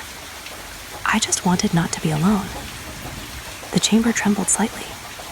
The first memory reacted, not violently, but emotionally, like hearing something it understood too well. The doorway above them flickered again, and this time, something shifted inside it. A shape, barely visible, but present, watching. The keeper stiffened instantly. "It's still listening," Margaret whispered. "It always was." Ethan looked up again. The shape inside the doorway felt different now. Not fast, not overwhelming. Smaller, closer, almost like it was leaning in, trying to understand them. Eli stepped forward slowly. "No," he whispered again. "Go away." His voice wasn't commanding. He was pleading. The first memory stirred. A deep pulse moved through the roots of the tree. The chamber dimmed slightly, then brightened again. The doorway responded. A soft pressure pressed outward. Not aggressive, curious. Ethan felt it immediately. A sensation inside his mind. Not memories leaving this time, but memories being touched. Gently, carefully, like fingers brushing across old photographs. The keeper reacted instantly. "No, don't let it connect again." But it was too late. The doorway had already reached them. And suddenly, Ethan saw something. Not a vision forced upon him, but something shared. A memory that didn't belong to any of them. A place before the tree, before the chamber, before names. A vast emptiness. Not dark, not light, just absence. And within it, something waiting. Lonely. Waiting. Eli stumbled backward. "I remember that," he whispered. The keeper turned sharply. "That's impossible." Eli shook his head. "No, I don't remember the place." He paused. "I remember the feeling." Silence. The first memory pulsed again. Stronger this time. Not threatening, but alert. The doorway flickered. The shape inside shifted again. Closer now. Almost forming. Almost becoming. Ethan felt it too. That same feeling. Not a memory. Not an image. A sensation. Loneliness before understanding loneliness. Eli whispered, "It wasn't trying to hurt us." The keeper looked at him sharply. "It destroys memories." Eli nodded, but only because it doesn't know how to hold them. Silence. That truth changed the chamber again. Not instantly, not completely, but subtly, like a crack forming in stone. Noah stepped forward. "Then teach it." The words were simple, but they echoed. The keeper turned. "That's not how it works." Noah met his gaze. "Why not?" Silence. The first memory pulsed softly. Ethan looked up at the doorway again. The shape inside was clearer now. Not fully formed, but no longer nothing. Something beginning. Something uncertain. Something watching them the way a child watches a world they don't understand. Eli swallowed. "If it's still there," he whispered, "then it's still waiting." The keeper's expression tightened. "And if it waits too long," Margaret finished quietly, "it becomes what it's always been alone with." Silence. The weight of that settled across everything. The doorway flickered again, and this time, a sound emerged. Not words, not voices. A single note. Soft, fragile, almost like a bell. Eli froze. That sound. Ethan looked at him. Eli's eyes widened slightly. I think it's trying to learn us. The chamber held its breath. The first memory did not move. The tree did not crack. Even the darkness hesitated.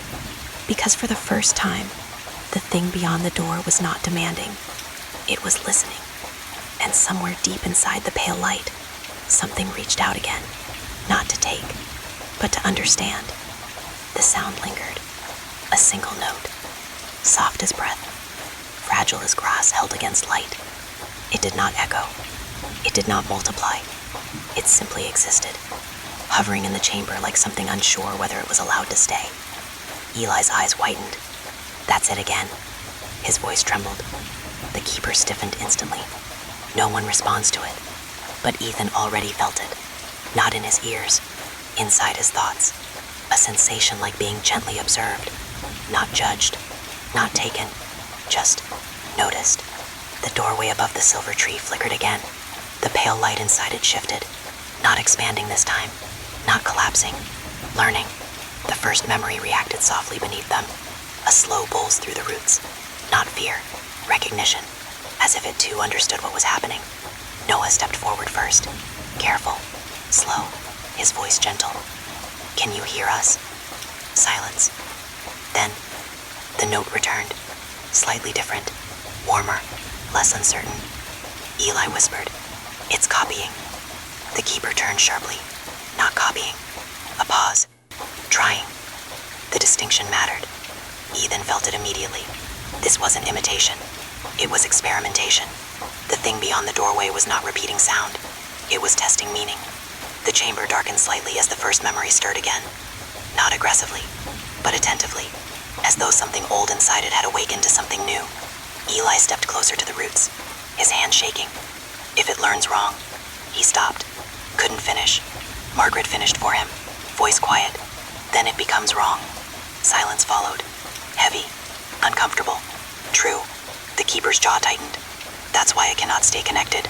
But even as he said it, the doorway remained open. Still, listening.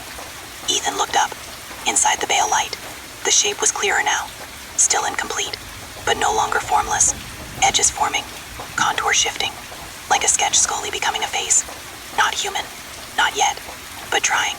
The first memory pulsed again, stronger this time, and something unexpected happened. A memory rose from it. Not one of loss, not one of grief, but something simple. A child laughing, running through sunlight, falling, getting up again, laughing harder. The memory floated upward through the chamber, not toward the doorway, but toward Eli, and paused. Eli stared at it, frozen, confused. I didn't know I had that, he whispered. The keeper frowned. That isn't yours. Ethan shook his head slightly. It might be. Silence. The memory flickered gently in the air, as if waiting. Eli raised a trembling hand, slowly, carefully, and touched it. The moment he did, light spread through him, not blinding, not painful, warm.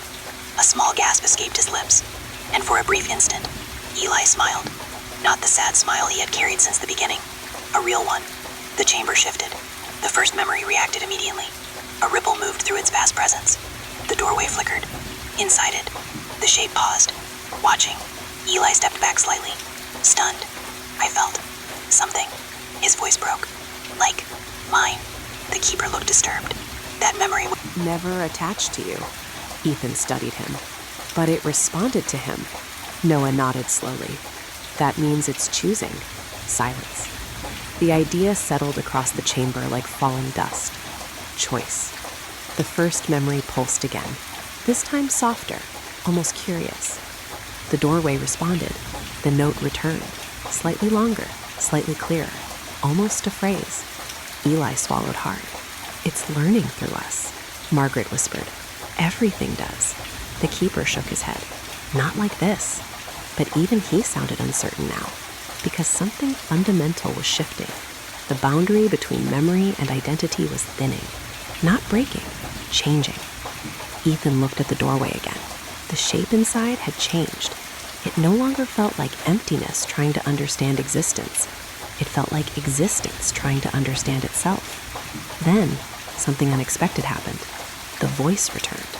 Not Sarah's, not imitation, not memory. Something new.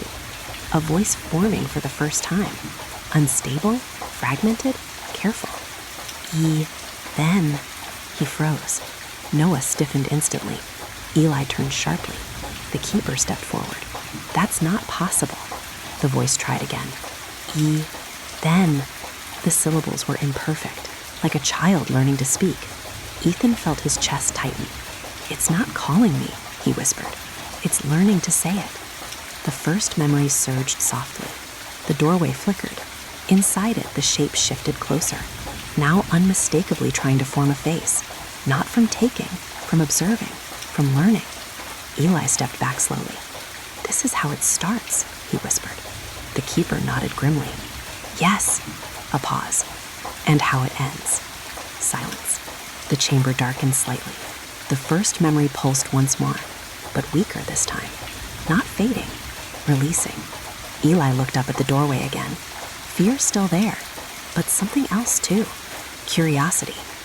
If it learns our names, he whispered, what happens when it knows all of them? No one answered immediately, because none of them liked the answer forming in their minds. The keeper finally spoke. Then it doesn't need the door anymore. Silence. The meaning settled. Heavy. Unavoidable. Ethan looked up. The shape inside the doorway had changed again, now unmistakably listening, waiting, learning. And then, very softly, it spoke again. That this time, it wasn't copying anymore. It was choosing its own sound. A new one. Unstable, gentle, alive. Lee. The boy froze completely. The chamber went silent. Even the first memory paused. Eli whispered. It said my name. Noah stepped forward. It's learning us.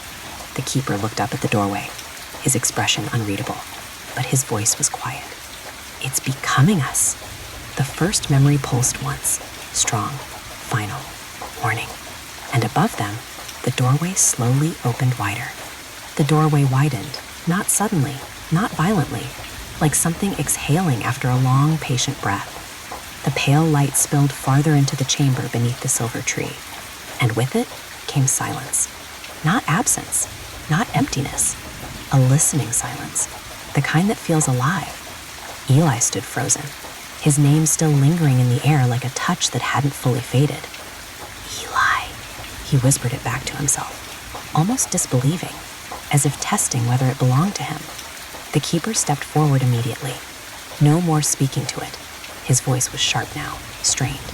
The first memory pulsed beneath them, uneasy, unsettled. The roots of the silver tree tightened like nerves reacting to pain. Ethan looked up. Inside the doorway, the shape was clearer than ever. No longer just suggestion, no longer shifting endlessly. It was forming. Not fully human, not fully anything, but consistent, stable in a way it had never been before. It tilted slightly, as if listening more closely. Then, it responded. Then. The voice was still broken, still uneven, but no longer copied. It was assembling itself, piece by piece, from them. The chamber reacted instantly. The keeper's hand slammed against the tree.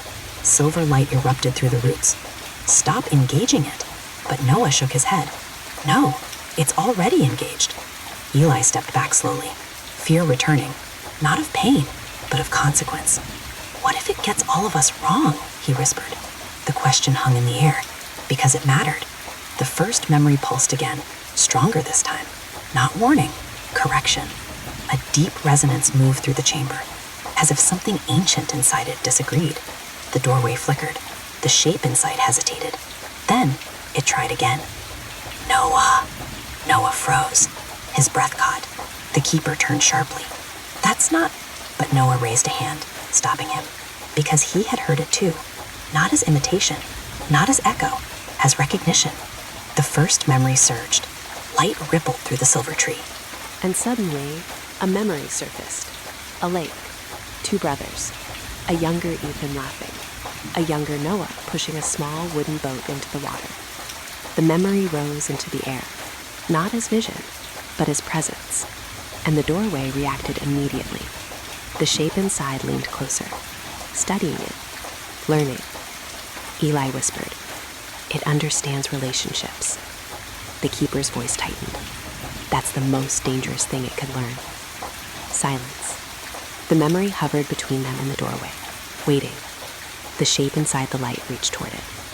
And for a moment, Ethan thought it would take it. But it didn't. Instead, it mirrored it. A reflection formed inside the doorway. The same lake, the same boys, but distorted, incomplete, trying. The first memory trembled violently. The tree's roots cracked slightly. Margaret gasped. "It's building itself from us." Ethan felt something cold settle in his chest. Not fear, understanding. "It doesn't have its own memories," he said slowly. "It's borrowing ours." The keeper nodded grimly. "Everything it becomes is what we give it." Eli looked shaken. "So what happens when we stop giving it anything?" Silence followed, because none of them had an answer they liked. The doorway flickered again, and this time it spoke more clearly. Ethan, Noah, Eli. Each name was slower, more deliberate, like something learning pronunciation through repetition. The chamber tightened. The first memory pulsed harder, almost protective now. The keeper stepped forward, his voice firm. "No more." He slammed his palm into the tree. Silver light surged upward violently. The chamber shook. Connection ends here. But the doorway did not close. Instead, it stabilized. The light inside it steadied, and the shape inside became more defined than ever. A face. Not perfect, not finished, but recognizable as something trying to become real. It looked at them, and for the first time, it didn't speak a name. It asked a question. Not in words, but in meaning. A feeling pressed into all their minds at once. What am I without you? Silence. Absolute silence. Even the first memory stilled, because the question wasn't hostile. It wasn't demanding. It was fearful. Eli took a step forward before anyone could stop him. "No," he whispered. His voice shook. "You don't get to ask us that." The keeper reached out. "Eli, don't." But Eli continued. "You're asking us to define you." A pause. "And that's not how it works." The doorway flickered. The shape inside tilted slightly, listening. Eli swallowed hard. "You don't start as something finished." His voice trembled, but he didn't stop. "You start as something confused." The first memory responded softly beneath them. A gentle pulse. Eli looked up at the doorway. "And then you grow." The shape inside the light shifted. Something inside it changed. Not visually, structurally. As if those words were altering how it existed. Ethan felt it too. The sense of instability shifting, becoming less chaotic, more intentional. The keeper whispered urgently, "You're teaching it too fast." But he shook his head. "No." A pause. "It's finally listening right." The doorway flickered. The shape inside steadied further. Then it spoke again. Slower now, more controlled. "Grow." The single word echoed softly. The first memory pulsed. Ethan felt something deep inside him shift. Not fear, not relief. Something between. Understanding. The thing behind the door wasn't becoming a person by taking. It was becoming one by learning what it meant to not be complete yet. The keeper looked up at it, and for the first time, his expression softened. Margaret whispered, "It's learning boundaries." Noah nodded quietly. Yes. The doorway remained open, but no longer unstable, no longer chaotic. Now, curious, alive in a different way. Eli stepped back slowly, exhausted. "It still doesn't have a name," he said softly. The keeper hesitated. "Names are dangerous here." Ethan looked at the doorway, at the shape inside, at the thing trying so carefully to exist without breaking everything around it. And then he said quietly, "Maybe it needs time before it gets one." Silence followed. The first memory pulsed once. Approval. The doorway flickered gently. and for the first time, it did not speak. It simply waited. But far beyond the silver tree, something else stirred in the darkness behind it. Something that had not yet learned. Something that had been listening longer than any of them knew. And it was no longer waiting. It was deciding. The silence did not last. Not anymore. Not after everything that had been spoken into it. The doorway above the silver Tree stayed open, steady now, almost calm. The pale light no longer felt like a wound. It felt like something trying to breathe correctly for the first time. Inside it, the shape remained, waiting, listening, learning. But beneath all of that, something else moved. Not inside the doorway, not inside the chamber, but behind the first memory itself. The keeper noticed it first. His hand stiffened against the silver bark. His face changed slightly. Not fear, recognition. No. He whispered it like a memory he had spent his entire life trying not to remember. Ethan turned toward him. What is it? The keeper didn't answer immediately. The first memory pulsed. Once. Twice. Uneasy. For the first time since it had begun to calm, it felt uncertain. Eli stepped closer to the tree. What's wrong? Margaret stepped back slowly, her voice barely audible. There's something older under it. Silence. That word, under, felt wrong, because the first memory was already supposed to be the oldest thing. And yet, something deeper answered. A faint vibration passed through the roots. Not a pulse, not a memory, a pressure, like something turning over in sleep. The chamber dimmed. The light from the doorway flickered. The shape inside hesitated. Ethan felt it immediately, a shift in the atmosphere, as if reality itself had remembered something it wasn't supposed to. Then, a sound, not a voice, not a note, a breath. Deep, slow, from beneath everything. Eli froze.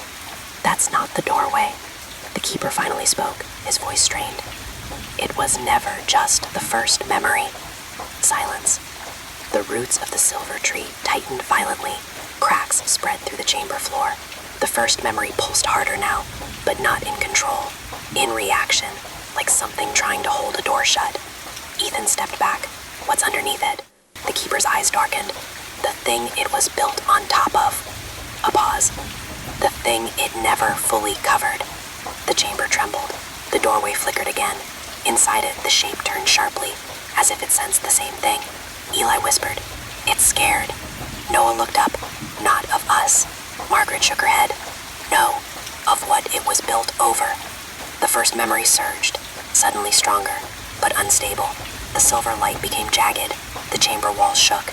And then, beneath them, something answered. A sound like stone remembering it can move. Boom. The entire chamber dropped slightly. The roots of the trees lifted. Not upward. Away.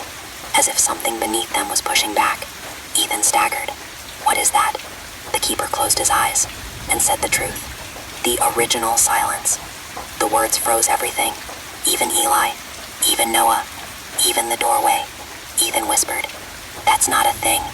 The keeper shook his head. It was before memory learned how to exist. Silence. The first memory pulsed violently, like a living thing resisting its own origin. Eli backed away from the tree. Then what are we standing on? The keeper answered quietly. Something it buried. The chamber trembled again. The roots began to lift further. The silver tree groaned. And for the first time, the first memory sounded afraid. The doorway flickered wildly. The shape inside looked down. Not at them, but below them. Ethan felt it too. A pressure rising. Not emotional. Not mental. Existential. Something vast. Something empty. Something that did not remember anything because it had never allowed anything to form. Eli whispered, "It doesn't want to wake up." The keeper nodded, "But we already woke it." Boom. Another impact. Stronger. The chamber cracked open below. Blackness leaked through the floor. Not darkness. Not shadow. Something worse. Absence. Pure absence. Ethan stumbled back. "No." His voice cracked. "That's not nothing." The keeper stared into it. "It is." A pause. And it hates being interrupted. The first memory surged again, but weaker now. The roots struggled. The silver light flickered. The doorway shook violently. Inside it, the shape turned toward them, confused, afraid, because it too felt it. Eli looked at the doorway, then at the rising void beneath them, and whispered, "If that wakes up." No one answered, because they didn't need to. They already knew. The fifth child, Eli, took a shaky breath. "So everything here," he gestured to the tree, "the memories, the chamber, the door, all of it, is sitting on something that doesn't want to exist." The keeper nodded slowly. "Yes." Silence. Ethan looked down at the cracks, the absence rising, and suddenly understood something terrible. The first memory wasn't a beginning. It was a barrier. A thin, fragile layer holding back something that refused to become anything at all. And now it was breaking. The first memory pulsed one last time. Weak, unstable, almost like a warning. The doorway flickered. The shape inside stepped back instinctively. And then, the void below them exhaled again. Deeper, closer. And this time, it wasn't just sound. It was awareness. Something underneath had opened its eyes. The void opened its eyes. Not like a creature, not like a being, more like the universe remembering what it feels like to refuse existence. The chamber beneath the silver tree stopped feeling like a place. It became a question, a fragile question hanging over something that did not want questions at all. Boom. The floor cracked wider. Absence rose through it in slow, impossible waves. Not darkness, not shadow, a removal of definition itself. Ethan stumbled backward, his breath catching. His mind struggled to hold onto thoughts. Names felt slippery. Memories wavered at their edges. Eli grabbed the edge of a root, shaking. "It's pulling everything apart." His voice sounded distant, like it belonged to someone else. The keeper's hands were still pressed against the tree, but now even the silver bark was fading at the edges, as if reality was forgetting how to describe it. "No one speaks to it," the keeper said hoarsely. "No one ever has." Margaret's voice trembled, "Because nothing comes back." Silence. Above them, the first memory pulsed weakly. For the first time, it was losing. Not to something stronger, but to something emptier. The doorway flickered violently. Inside it, the shape retreated further. Confused, disturbed. It did not understand this thing beneath them, because this thing did not remember, did not learn, did not become. It simply removed. Ethan felt it in his chest, a slow hollowing, like a hand erasing him from the inside without touching him. "I can't hold on to thoughts," he whispered. Noah grabbed his arm immediately. "Stay with me." His voice was firm, anchoring, real. Ethan blinked hard, focusing on him. That helped, just barely. Eli looked terrified now. "This is worse than the first memory." The keeper shook his head. "No." A pause. "It's what the first memory was built to stop." Silence. The chamber shook again. Boom. Another fracture. The silver roots lifted further, pulling away from the void beneath. And suddenly, a memory fell. Not from the first memory, from Ethan. A moment of laughter with Noah. It slipped through the air like sand, then vanished before it touched the ground. Ethan gasped. "My memory." The keeper's eyes widened. "It's accelerating." Margaret whispered. "It's not just beneath us." A pause. "It's inside the gaps between memories." Eli froze. "That's why things feel like they're disappearing." The void rose again. Slow, patient, unstoppable. The first memory pulsed desperately now, trying to stabilize the chamber, trying to hold form, but it was weakening fast. Above them, the doorway flickered violently. The shape inside pressed closer again, not out of curiosity this time, out of survival. It was learning that existence itself was under threat. Ethan looked between everything, the void below, the first memory above, the fragile doorway between, and suddenly understood the balance. "This isn't two forces," he whispered. Everyone turned toward him. He struggled to speak as thoughts slipped again. "It's layers," he pointed downward. "That's nothing." Then upward. "That's memory." A pause. "And we're in between." Silence. The keeper's expression changed. Slow realization forming. Eli whispered, "We're the middle." Boom. The chamber cracked further. The first memory shuddered, and something unexpected happened. The silver tree began to fade. Not break, not collapse. Fade. as if even memory itself was losing definition. Margaret stepped back in horror. It's dissolving. The keeper's voice broke slightly. It's being unwritten. Ethan clenched his fists, trying to hold on to himself, but even his thoughts were slipping. Faces blurred in his mind. Names faded at the edges. Even Noah's presence flickered slightly. Noah grabbed Ethan's shoulder tighter. Look at me. He forced himself to. Noah's eyes were steady, real, anchored. That thing wants you to forget I'm here, Noah said quietly. Ethan shook his head. I won't. But even as he said it, a fragment of Noah's face almost slipped away. Eli suddenly shouted, Stop it. The void responded, a deeper pulse, and suddenly, silence dropped. Absolute. The kind that erases sound before it exists. Even breathing felt optional. The first memory dimmed again. The doorway flickered weakly. Everything was becoming thinner. Eli stepped forward suddenly. No. His voice cracked. You don't get to erase this. He slammed his hand against the root. Nothing changed. The void did not react. Because it did not care. It simply continued rising. The keeper whispered, We can't fight absence. A pause. We can only define against it. Ethan looked at him. What does that mean? The keeper looked exhausted. It means we need something strong enough to stay real. Silence. Eli's voice shook. Like what? The keeper looked at him, then at Noah, then at Ethan, then at the doorway, then finally said, Something that chooses to exist. A long silence followed. Then, the first memory pulsed one last time, stronger than before, not in fear, but in decision, and the chamber filled with a single realization. Something here had to become permanent, or everything would become nothing. The first memory pulsed, not like before, not like warning, not like fear. This pulse was different, intentional, deliberate, as if something ancient inside it had finally stopped resisting what it was becoming. The silver tree shuddered. Its branches no longer only reflected light, they held it. For the first time in a long time, the chamber felt slightly heavier in a way that was grounding rather than collapsing. But beneath them, the void continued to rise, patient, unchanged, unimpressed. Absence does not respond to resistance. It only waits for things to stop existing. Ethan felt it in his chest again, that hollowing pressure, like the world trying to forget the shape of him. He stumbled slightly. Noah caught him immediately. Stay with me, Noah repeated. Ethan nodded weakly. I'm trying. Eli stood at the edge of the root network, breathing hard.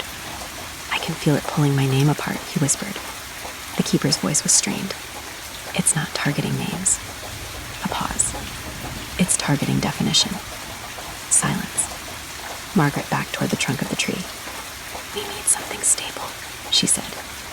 Her voice trembled. Something it can't erase. The first memory pulsed again.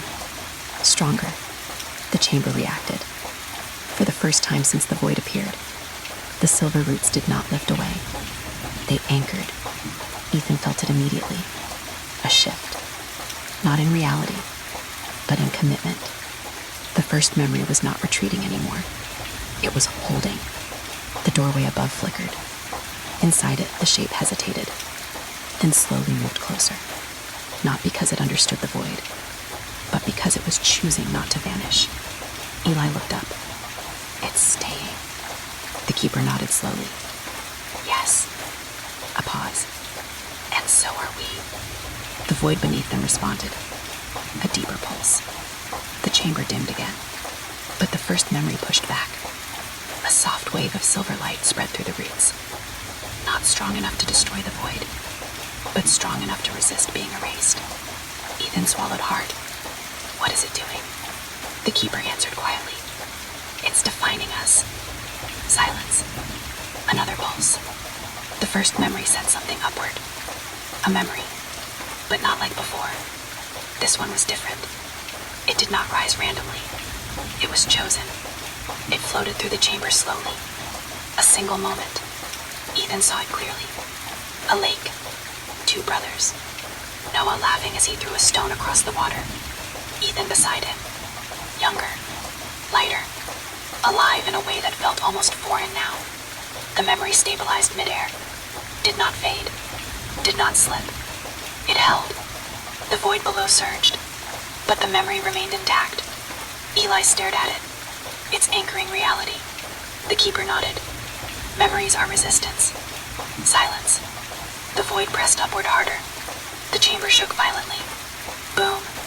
Cracks spread through everything. But the memory did not break. It refused. Ethan felt something shift inside him.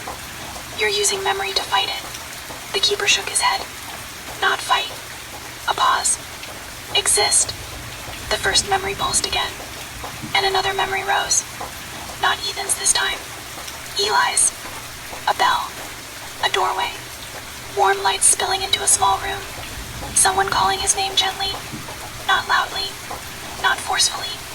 But real. Eli froze. That's mine. The keeper nodded. Yes. Eli stepped toward it slowly, his hand shaking. If I hold it. He hesitated. Does it stay? The keeper looked at him. It stays if you stay with it. Silence. The void pulsed again below them. Stronger. More insistent. Trying to unmake even the idea of holding. Eli reached out. Touched the memory. Light surged through him. Not overwhelming. Not painful. But grounding. He gasped. I can feel myself. His voice broke. I'm here. The memory anchored. The first memory responded immediately. More light. More stability. Ethan understood suddenly. It's not just remembering, he said. It's choosing what doesn't disappear. Noah nodded. Yes. Then looked at Ethan. Your turn. Silence. Ethan hesitated. The void pulsed again beneath them. A deeper pressure, trying to erase the thought before it formed. Ethan closed his eyes. He searched. Not for a memory, for something stronger, something unbreakable, and found it. Not a moment, but a bond. Noah, his brother, standing beside him even now. Ethan opened his eyes. I don't want to lose this, he whispered. The first memory responded. A memory rose. Not just a lake, not just laughter, but both of them together. Years of shared moments collapsing into one stable form. It floated above them. Strong, real, unmoving. The void surged upward violently, but it stopped at the edge of the memory, like water hitting stone. Ethan felt it. The resistance, the refusal to disappear. The first memory pulsed again, stronger now, and another memory rose, then another. The chamber filled with anchored light, not fragile anymore, but structured. Eli whispered, It's building a wall. The keeper corrected gently. No. A pause. It's building us. The void beneath them trembled. For the first time, it did not immediately rise. It paused. Ethan felt it clearly. Something underneath was uncertain. Not defeated, not gone, but momentarily held back by the weight of something it could not erase quickly enough. The chamber steadied. The first memory held firm. The doorway above remained open, but stable. The shape inside looked down at them, no longer confused, no longer fragmented. It was learning what it meant to remain. And beneath everything, the void waited. Not retreating, not attacking, just recognizing one truth. They had learned how to exist. The void did not retreat. It simply paused, as if reconsidering the rules of what it meant to erase something that refused to stop existing. Beneath the silver tree, the chamber no longer felt like it was collapsing, but it also did not feel safe. It felt held together by choice, and choice, Ethan realized, was something that could always be tested again. The first memory pulsed steadily now, no longer chaotic, no longer afraid, structured, like a heartbeat that had finally learned rhythm after centuries of panic. The anchored memories floated throughout the chamber like suspended light. Eli still held on to his fingers trembling slightly, but refusing to let go. I can feel it, he whispered. Like if I stopped thinking about it, it might disappear. The keeper nodded. That's how everything stays here. Silence. Noah stood beside Ethan, watching the memory of the lake still hovering between them. It no longer flickered. It stayed. Solid, real. Ethan felt something strange in his chest. Not relief, not fear, responsibility. The void beneath him pulsed again, but this time, something different happened. It did not erase, it pressed, a deeper force rising slowly, not to destroy, to test. The chamber shuddered. Margaret stepped back. It's learning resistance. The keeper's expression darkened. That's worse. Eli looked up sharply. How is that worse? The keeper answered quietly. Because now it knows we can resist. Silence. The first memory responded instantly. A stronger pulse through the roots. More memories stabilized. More anchors formed. But the void did not rise further. It adapted. Ethan felt it like pressure behind his thoughts. A subtle shift. As if something was trying to understand what he was made of. He staggered slightly. No one noticed immediately. Ethan shook his head. It's looking at me differently. The keeper turned sharply. Don't let it focus on you. But it was already too late. The void beneath him shifted. And suddenly, Ethan felt something pull at him directly. Not memories, not emotions, but identity itself. A sensation like being quietly unstitched from within. He gasped. No. Noah grabbed his arm tighter. Stay here. Ethan struggled. I am here. But the words felt thinner than before. The void was not trying to erase his memories anymore. It was trying to erase the thing that remembered them. The first memory reacted violently. A surge of silver light erupted through the roots. The chamber shook. Boom. The anchored memory strengthened. But Ethan still felt himself slipping at the edges. Eli noticed instantly. It's targeting him. The keeper's voice was sharp. Because he's the anchor. Silence. Noah tightened his grip. Then stop it. The keeper shook his head. I can't. A pause. Only he can. Ethan blinked hard. Trying to focus. Trying to hold on to himself. But it was difficult. The void was patient, not rushing, just gently undoing the idea of him. He looked at the lake memory still floating nearby, then at Noah, then at Eli, then at the first memory pulsing beneath them. And something clicked. This isn't about remembering, he whispered. The keeper looked at him sharply. Ethan continued. It's about choosing what defines you. The first memory pulsed again, stronger. The chamber steadied. Ethan took a shaky breath. I am not just what I remember. A pause. I am what I refuse to let disappear. The void pressed harder, testing the claim. Ethan felt himself flicker, but this time, he held. Noah stepped closer. I'm here, Noah said firmly. Eli added quietly, so am I. Margaret nodded. The keeper placed a hand on the tree. The first memory surged in response. A network of anchored memories expanded outward, not just holding Ethan, but reinforcing the idea of Ethan. The void hesitated, a fraction longer this time. Ethan felt it clearly. It was adapting, learning that identity was not a single point. It was a network. The void pulsed again, but weaker. The chamber stabilized further. Eli exhaled. It's slowing down. But the keeper did not relax. No. A pause. It's thinking. Silence. The first memory dimmed slightly, as if listening. And then, for the first time, the void beneath them responded not with pressure, but with structure. Something rose from below. Not absence, not darkness, but outline. A shape forming out of nothingness itself. Ethan stared. What is that? The keeper's face went pale. It's learning how to answer. The chamber fell silent. Even the first memory stopped pulsing. Because beneath them, the void was no longer only resisting existence. It was beginning to imitate it. The outline rose slowly. Not from below, not from within, but from the space where meaning failed to form. It did not climb like a creature. It assembled like a thought that had finally decided to exist out loud. Ethan couldn't breathe properly. His chest tightened as he stared at it, because the shape was wrong, in a way that couldn't be easily described. It wasn't dark, it wasn't light. It was what remained when both forgot how to define themselves. The first memory pulsed sharply beneath the silver tree. For the first time in this entire struggle, it recoiled. Eli stepped back instinctively. No, that's not just the void anymore. His voice shook. It's forming something. The keeper's face had gone rigid.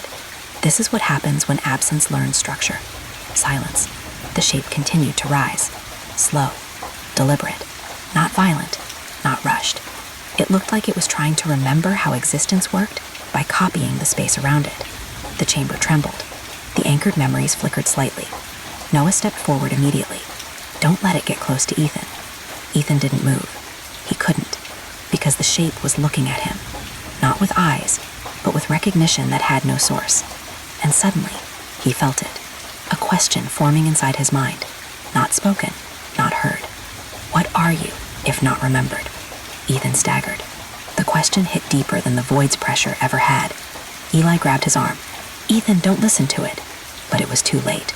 The question had already rooted itself. The first memory surged violently in response. Silver light burst through the roots. Boom. The chamber shook. The shape paused, studying the reaction, learning. The keeper shouted over the noise. It's using interrogation now. Margaret stepped back. It's not attacking. It's asking. A terrible realization settled across them. Questions could erase just as easily as force. Ethan clenched his fists. I am not nothing, he whispered. But the shape tilted slightly, as if the answer was incomplete. Eli shouted, Don't answer it like it's right. Noah stepped closer to Ethan. Answer it like you are real. Silence. The shape rose another step. Closer now. The anchored memories flickered again. The lake, the laughter, the bell. All of them trembled under pressure. Ethan closed his eyes, trying to hold on to himself, trying to find something stronger than doubt. And then, he realized something. The void wasn't asking what he remembered. It was asking what would remain if everything stopped. He opened his eyes and spoke. I am what stays after everything tries to take me away. The chamber froze. Even the first memory stilled. The shape paused, processing, testing. Then, it pressed again. The question returned, stronger. And if nothing stays, Ethan felt the pressure intensify. But this time, he didn't break. He answered again. Then I stay anyway. A silence followed. Deep, heavy, absolute. The shape wavered for the first time. Not collapsing, not attacking, uncertain. Eli whispered, It doesn't know how to respond to that. The keeper narrowed his eyes. Because it's not logic. A pause. It's will. The first memory surged again, stronger now. The anchored memories expanded. Noah stepped forward beside Ethan. I stay too, he said simply. Eli nodded quickly. I stay. Margaret followed. The keeper placed his hand firmly on the tree. I have always stayed. One by one, declarations, not of memory, but of existence. The chamber brightened slightly. The shape wavered again. Then, something unexpected happened. It tried to copy them. I stay. The voice was unstable, broken, but present. Ethan's breath caught. It's learning existence. The keeper looked horrified. No. A pause. It's learning imitation of identity. The shape stepped closer again, but slower now, less certain. The first memory reacted instantly. A surge of silver light pushed outward. But something had changed. The void was no longer purely empty. It had begun to hold echoes, and those echoes were stabilizing it.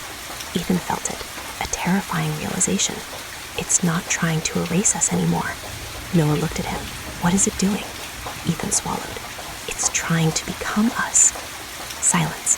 The shape paused again, and for a brief moment, it looked almost fragile, like something newborn, like something that had never been given a boundary before. Eli whispered, If it becomes us, the keeper finished, then there is nothing left that isn't it. The chamber trembled. The first memory pulsed hard, one final time, and then everything stopped, because the shape spoke again. Not a question, not imitation, a declaration forming for the first time. I stay, and the void beneath them responded, not with collapse, not with erasure, but with acceptance, as if something impossible had just learned how to exist. The words did not echo. I stay. They settled, like something finally choosing weight after existing without it. The chamber beneath the silver tree changed instantly, not louder, not brighter, more real, as if reality itself had tightened its grip around everything inside it. Ethan felt it in his bones. The pressure of the void beneath them didn't disappear, but it stopped expanding. It held, waiting. The first memory pulsed one last time, not in warning, not in fear, in recognition. The silver roots stabilized completely. The anchored memories, lake, laughter, bell, names, faces, remained suspended in the air like stars finally deciding to stop falling. Eli stared at the shape, his voice barely a whisper. It said it. The keeper nodded slowly. Yes, a long pause. And it meant it. The shape stood at the center of everything, no longer rising, no longer questioning, no longer trying to erase or take or copy, just existing, unstable, new, unfinished, but here. Ethan stepped forward slowly. Noah reached out slightly, but didn't stop him. Eli watched carefully. Margaret held her breath. Even the keeper stayed silent. Ethan stood directly in front of it. The thing that had been nothing. The thing that had been everything. The thing that had learned their names and almost destroyed the world trying to understand them. Now quiet. Now still. Ethan spoke softly. You're not the void anymore. The shape flickered, not violently, curiously. Ethan continued. And you're not us. A pause. His voice steadied. You're something in between. Silence. The first memory pulsed gently beneath them, as if agreeing. The shape shifted slightly, and then it spoke again. Not copying, not repeating, choosing. Between. Eli whispered. It's learning concepts now. The keeper nodded grimly. Yes. Ethan took a breath. You don't have to take anything anymore. The shape tilted, listening. You can stay, he said. But you have to stay without consuming. Silence. The chamber held itself still. Even the void beneath them did not press upward. For once, it waited. Noah stepped beside Ethan. We're not going anywhere, he said gently. Eli hesitated, then nodded. Not anymore, Margaret added quietly. As long as it doesn't erase us. The keeper exhaled slowly. That is the condition. The shape flickered again, processing, learning. Then it responded. I will not erase. The words were slow, careful, like someone learning how promises work. The first memory pulsed softly. The silver tree remained stable. Ethan felt something shift deep inside his chest. Not fear, not relief, closure, but not the time. That ends stories, the kind that changes them.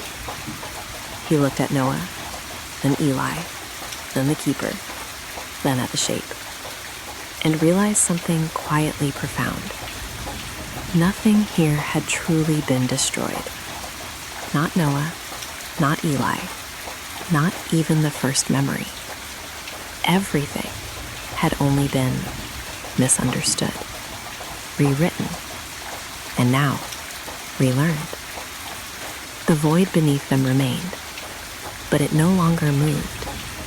It was no longer trying to erase. It was simply there, waiting, alive in a different way. The shape spoke once more, soft, uncertain. What am I? Ethan smiled faintly, not because he knew the answer, but because the answer finally didn't have to be dangerous. You're here, he said. A pause. And that's enough to start with. Silence. Then, something unexpected happened. The first memory pulsed gently. Not resistance, not correction. Acceptance. The chamber softened. The anchored memories glowed warmly. And for the first time since everything began, the doorway above the silver tree began to close. Slowly. Not sealing. Not vanishing. Resting. The pale light dimmed into something calm. Something stable. The shape inside did not fight it. It simply watched, learning what endings felt like. Eli exhaled shakily. It's settling. The keeper nodded. Yes. Noah looked at Ethan. So are we. Ethan felt it too. The weight lifting. Not of memory, but of survival. The story was not ending in destruction. It was ending in understanding. Above them, the last crack of the doorway narrowed. The first memory pulsed one final time. Soft, warm, like a heartbeat that finally no longer needed to struggle. And then, silence. Not emptiness, not absence. Peace. Ethan stood in the quiet chamber beneath the silver tree and realized something simple. The thing they had feared was not gone. It had just learned to stay without taking. And that was enough. If this story touched your heart tonight, leave a heart in the comments. Tell me where you're listening from. And if there's someone you miss, write their name below. Your story might help someone else feel less alone. Subscribe to Nightfall Sleep Stories for more journeys through mystery, memory, hope, and dreams. Until we meet again, sleep peacefully.